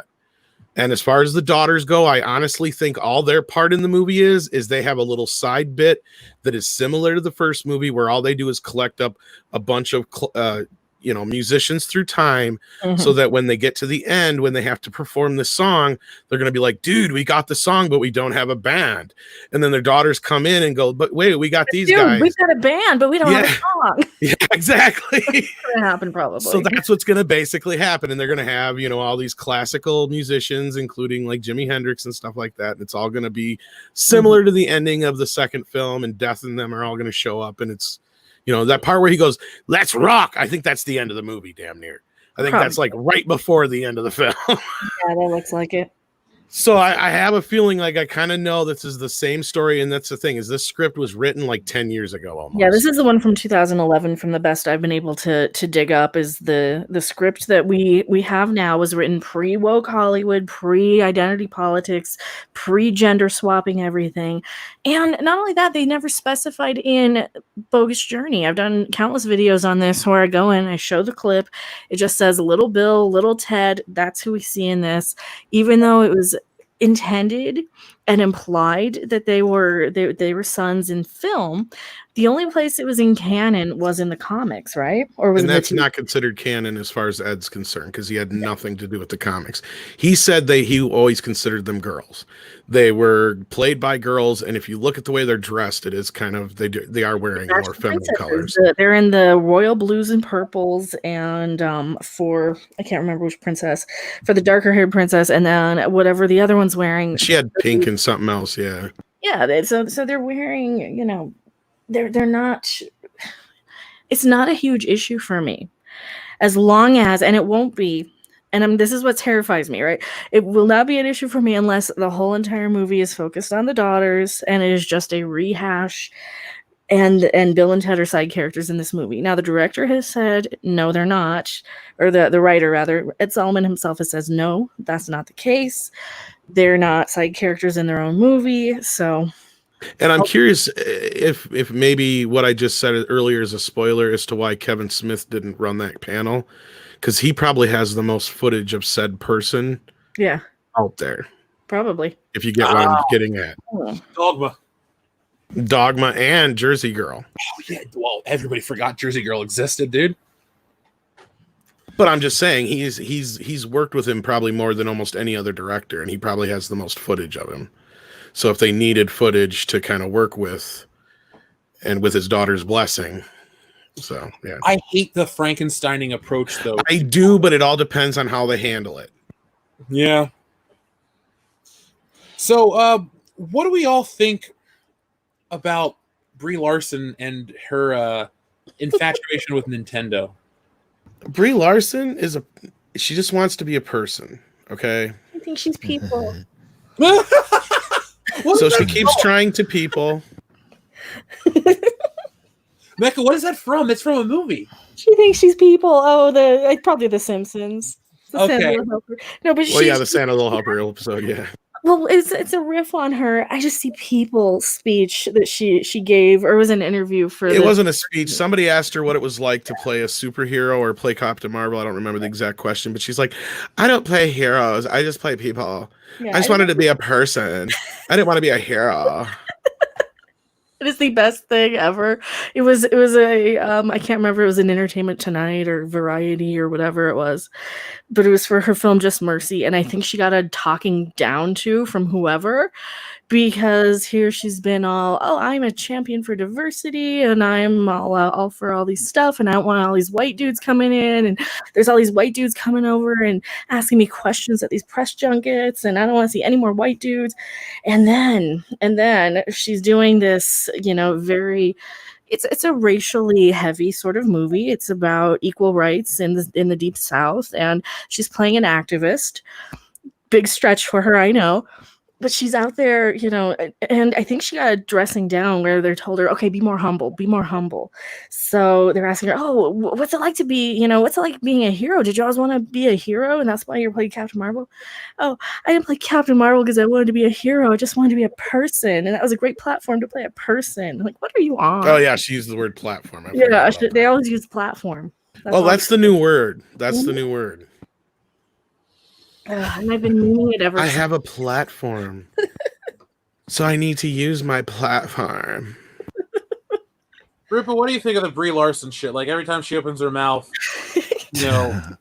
poop falls out. Yeah, it's weird. It's been interesting watching her, like this whole YouTube thing that she's doing now.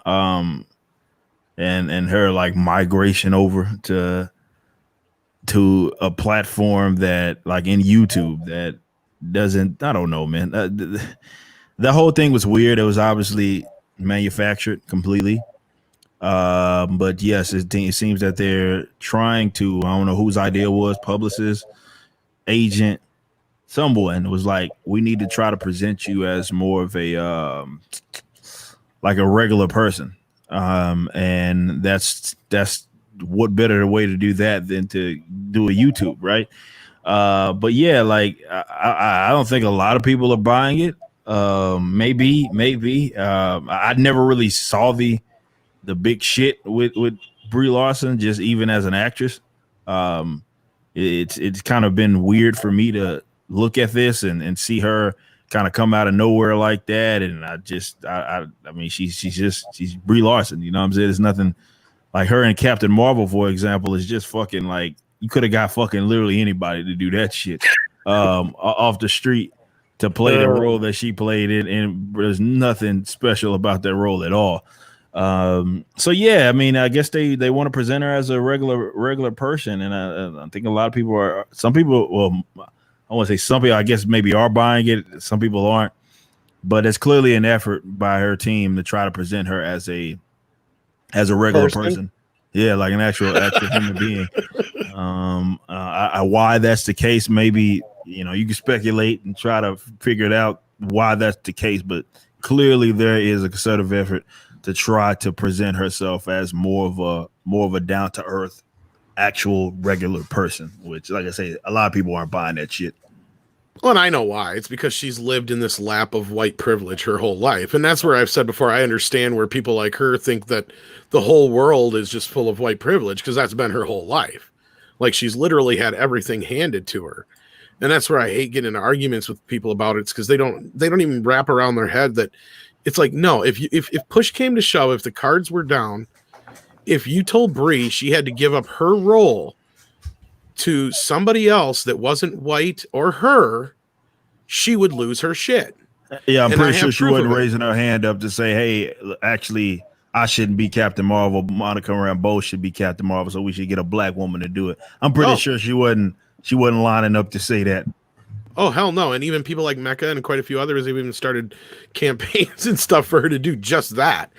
But I know for a fact she wouldn't, because in her little Brisson commercial behind the scenes deal, she flat out goes into this whole little spiel about she didn't get this part because she got passed a bad note by some dude. And she was clearly more than qualified for the part, without even thinking about the irony that she's bitching that another woman got that role, Brie. Maybe you just weren't that good at it. Maybe the guy who gave you the note was the guy who decided whether or not you got that role. She didn't even think of any of this shit through when she's bringing this shit up. So that just shows you exactly how narcissistic she is. And if somebody came to her and said, hey, Brie, guess what? We're going to replace you with a black lady. She'd be like, yeah, but that's not how it works. I need to be there. I need to be on my platform to use it to say, wait, no, you can't take this away from me.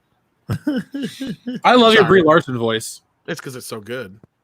I have dealt with so many white bitches like her. I'm sorry. I don't use that term so loosely, but I tell you what, there is the most narcissist. The people that are starting this whole SJW thing, and I'm sorry because I was just saying, Mecca will know that I mean this. It's just a bunch of white women who have nothing better to do.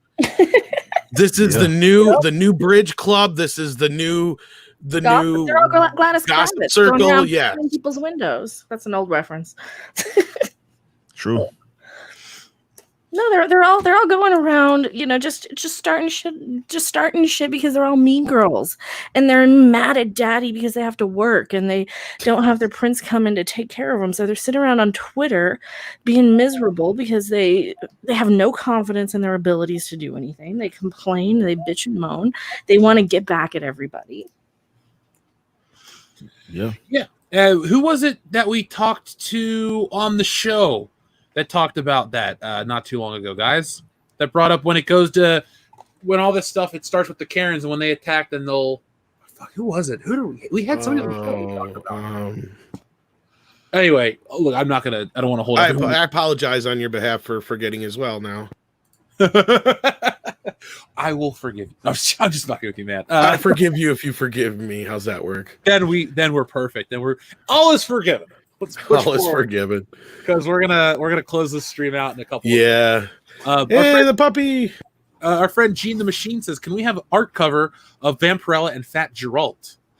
If Anna paints that, it's going to be Vampirella and Henry Cavill ripped more so than in real life. I mean, she just loves that dude. Oh my god! But yeah, she'd just sit there and paint Henry Cavill all day, and I don't mean like pictures of Henry Cavill. She'd sit there and literally paint him personally all day. That's right down her alley. That's what I was thinking. Like, I think she would die a happy woman after that. It's so fun to talk to her about art and stuff that she's really passionate about, because there's this zest for, well, not zest for life, but there's this excitement that there's a lot of people that have lost the light in their eye about certain things, and it's nice to talk to somebody that's still as passionate about it as, someone that's new to the game. So it's just nice that all this dumb crap doesn't wear Anna down. Arthur Jackson says, Mad Max Fury Road is arguably the most feminist film in a decade because it was directed by a tiny enslaved white woman with one arm. See, Arthur, they're missing their point, because it's safe to say our community would be like, oh, if somebody says this is a feminist first film, like the Terminator film, Dark Fate, most people are going to thumb their nose at it and move forward. But with the movie Mad Max Fury Road, it just kind of came out and was awesome. And then people were like, oh, and then they tried to read it under that guise of feminism and stuff. And that's how you can do it, Hollywood. If you're trying to sneak out, if you have to, gun to your head, sneak out a feminist story, don't promote it as such. That's why Ocean's 8, Ghostbusters, Charlie's Angels, and all these movies fucking flop hard, because it's not about Birds of Prey. Dude, Birds of Prey was such a fun topic to cover this year. It really started the year off with a bang. I loved it. Absolutely. Those types of videos are just the gifts that keep on giving. I mean, it was good content, man. That shit was awesome for me.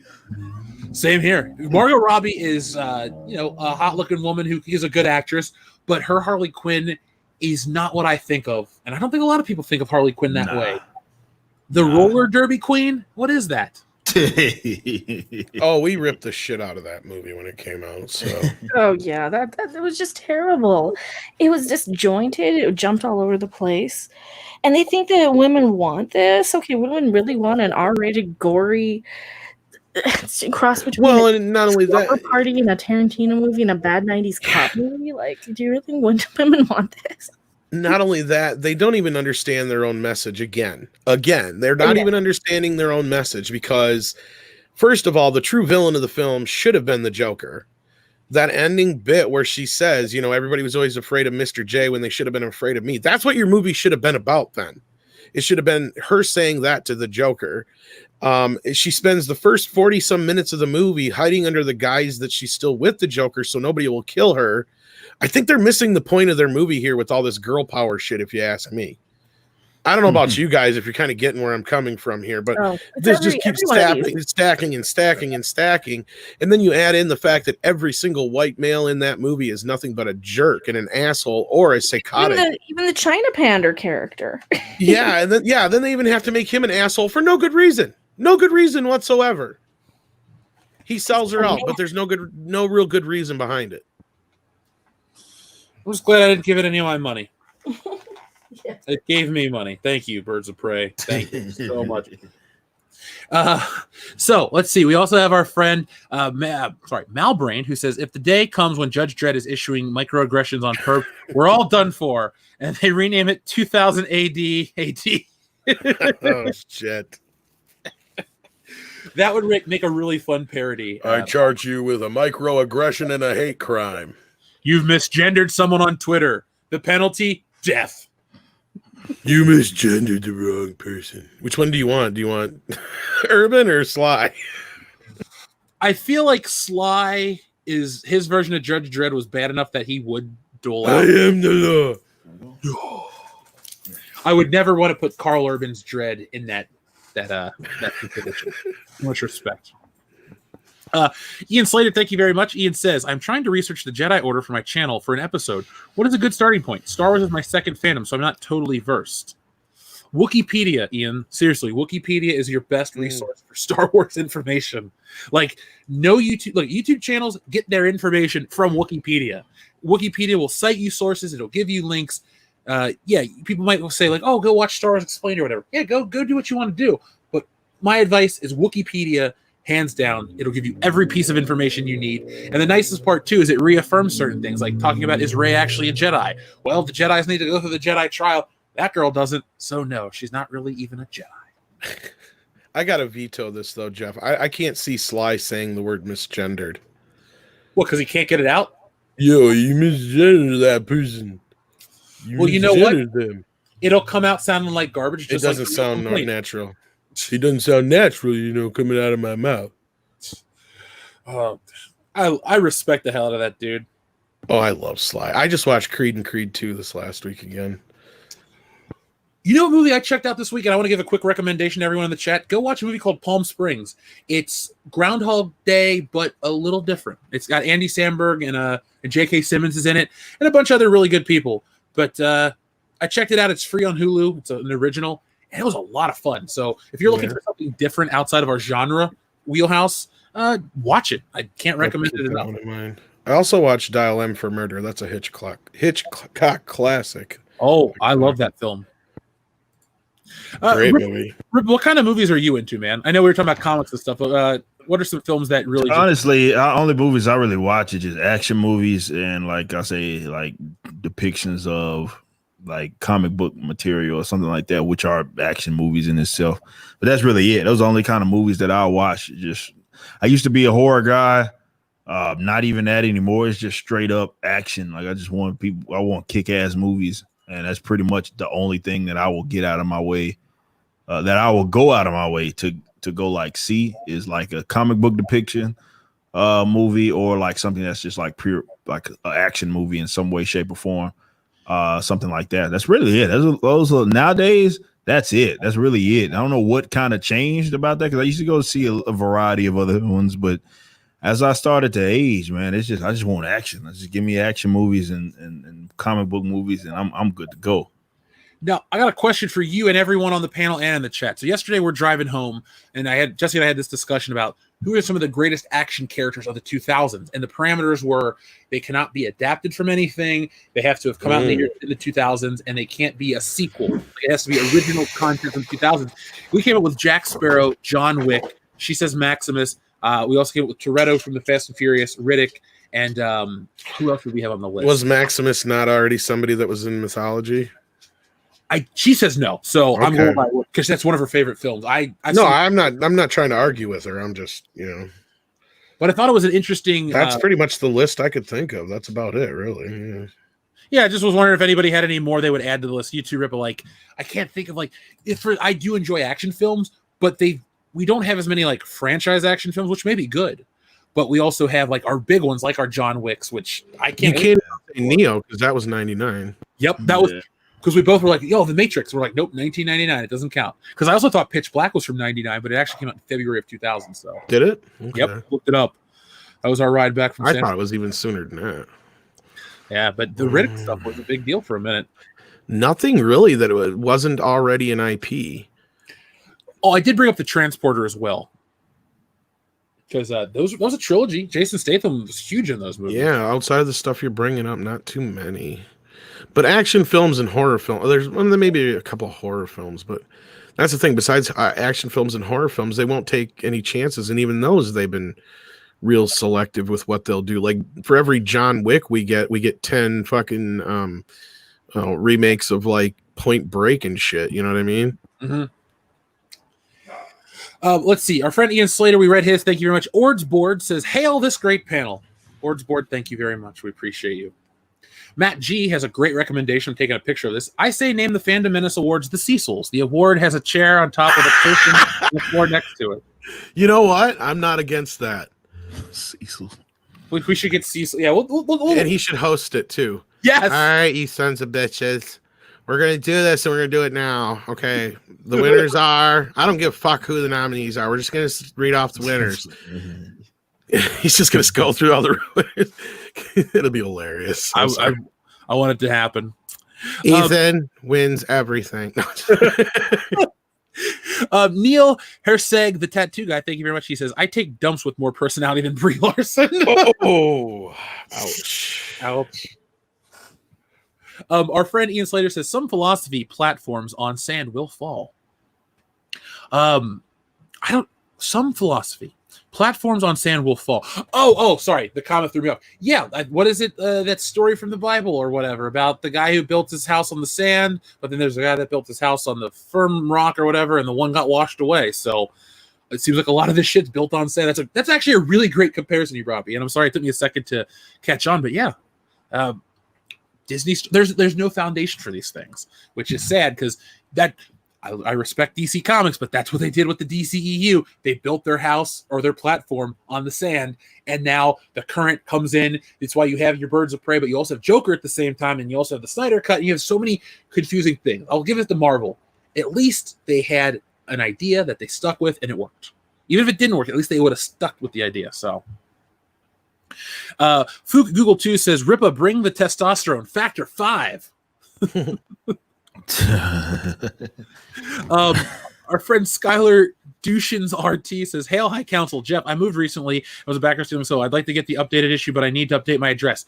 Skylar, this is literally the last time we're going to be able to do that, to update your address. Everything is being shipped out.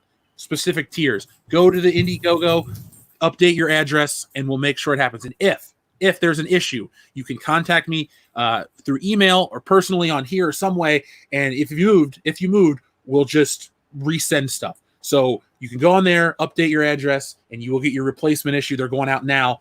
And if it's too late, you contact me, and I will personally make sure that you get your book mailed directly to your new address. So just keep in contact with me, man. I use the mail a lot. So internationally, it seems like the mail's been doing okay. Now, stuff outside of the U.S., that's a different story. Well, I told our backers and listeners, it goes, for everyone that gets their replacement book, it goes basic tier U.S. first, because that we can get those the most out the quickest. Then it's going to go different tiers, and then it's going to go international after we get everything mailed out. So international backers, you will get your stuff. The weird part is the international backers that got the first best up version, all their shit was wrapped in plastic from the company too. So whatever. Either way, you're going to get your new version, but just be on the lookout. And anybody else with the same issue, once we mail it out, you can contact me there or here, and I'll make sure you guys get your new book directly to you. But thank you, Skylar Dushin's RT. Mr. Sticker says, "You guys should watch The Sword of Valiant with Miles O'Keefe and Sean Connery. Epically bad, but good because of it." It's got Sean Connery in it. Can't go wrong with Sean Connery, man. He is want to say he's the best Bond. Yeah, he is, realistically. Him and Pierce Brosnan are my two favorite, but Sean Connery, double thumbs up. Savage Rush 012 says Jason Bourne in terms of our conversation we had. Now, the reason we disqualified him is because he's adapted from a Robert Ludlum book. That is the author's name. So, series of books, actually, isn't it? I believe so. All of them are based on the books. And then Rush Hour was not. Rush Hour was from 1998. Rush Hour 1 or 2 was from... you might want to check on the Transporter. I'm not 100% sure that wasn't something prior to being a movie. I could be wrong, though. Oh, if it is, then, I'll have to pull it back a bit. But for some reason, I could be wrong, but for some reason, I swear that was either a novel series or maybe even a comic book series of some type, like a smaller indie, but I could be wrong. I could be thinking of something else. It is definitely it's a French film from Louis Leterrier, who directed whatchamacallit. Luc Besson wrote it. It was inspired by the BMW film series The Hire. So okay, I guess that does that count though if it's inspired by something else? That's a little different because I knew it was based on something, but I couldn't remember what. So up next we have our friend Dave's Golden Duck, who says Hardcore Henry is the best FPS action film. It's a fun movie. You guys seen it? No, but I know what he's talking about. Or she, whoever. Sorry. I don't mean to. Right? That Did weird you one? assume his gender? But yeah, Hardcore Henry was fun. I got to see Hardcore Henry in the theater with just one other person, my buddy Dan, and we talked through the movie and we had a fantastic time. A movie like Hardcore Henry is awesome on the big screen, first person, and you could just bullshit the whole time. It's not a serious film, and Dion loves it. So, folks, I think it's the only film he's seen more than Dark Fate, but we'll talk about that on the podcast. So, is there anything else you guys want to say? We have reached the end of the High Council. It's been a 3-hour show, but it's been fun. Rippa, again, I want to thank you, man, for joining us tonight. It's been a pleasure. One of these days, I'd love to talk to you just about strictly comics. I mean, I know we talked a lot about it at the beginning, but it's fun, and it's also nice to talk about just that. Like, it's cool to put it in a segment of the show, but it really is something I'm passionate about. Clearly, I'm mailing out my own and doing that stuff. So it was my life. Let's do it. So yeah, let's do it. We're in constant, or not constant, but we're in contact on Twitter. So we'll keep talking for sure. For sure. Where can everyone on the internet find you? Yes. YoungRippa59 is of course the YouTube. You can hit me up there. Eric D. July is I think my handle on most of my social media platforms as well. So you can hit me up there. EricDJuly.com is my website. So if you want to get links to pretty much everywhere that I'm at, you can get those there, get up to date, and all of that. So yeah, there we go. Mecca Random, where can we find you on the internet? I am MeccaRandom42. I have a channel. I upload at least 1 or 2 videos every single day. I stream a lot. I'm here. I'm on Midnight's Edge After Dark. I am, where else? High Strangeness and Twitch at Random Game User 42. Tom, where can everyone find you on the internet? Of course, you can find me at Midnight's Edge and Midnight's Edge After Dark, hanging out here with you guys, hanging out with the hooligans on Friday Night Tights. Thursday nights, I do comics divisions, discussions, and hanging out all kinds of different places. Saturdays, with According to Christie. Check out my Real Boneheads of Cinema, our Real Boneheads of Cinema, Alex Kurtzman video. I threw the link there in the chat. That's the one that they're suppressing. So head on over there, give it a like. We appreciate it. Yeah, folks, that's the one thing we always kind of bring back on all these shows. Like, we all are a part of this thing together. Maybe not everyone's Fandom Menace. Maybe people aren't Comicsgate, but the thing is we're all in this culture war together. And there are, I don't want to say greater evils per se, but there are things that do suppress voices that you do want to hear, that you have chosen to hear, but they kind of take that away from you. So that's why we're always going to try to, support people in this sphere to help their voices get out there more. So if you guys have requests for people that you'd like to have on the council, like you did with Young Rippa, we'd love to oblige. I believe we have John Talks in 2 weeks, correct, Tom? Yep. Nice. We're also working on guests all the time because we are the first big Fandom Menace show, premiere show, and it's been a really amazing 2-year ride. Or not, 2 years at this point. Damn. Yeah, almost. Yeah, fuck.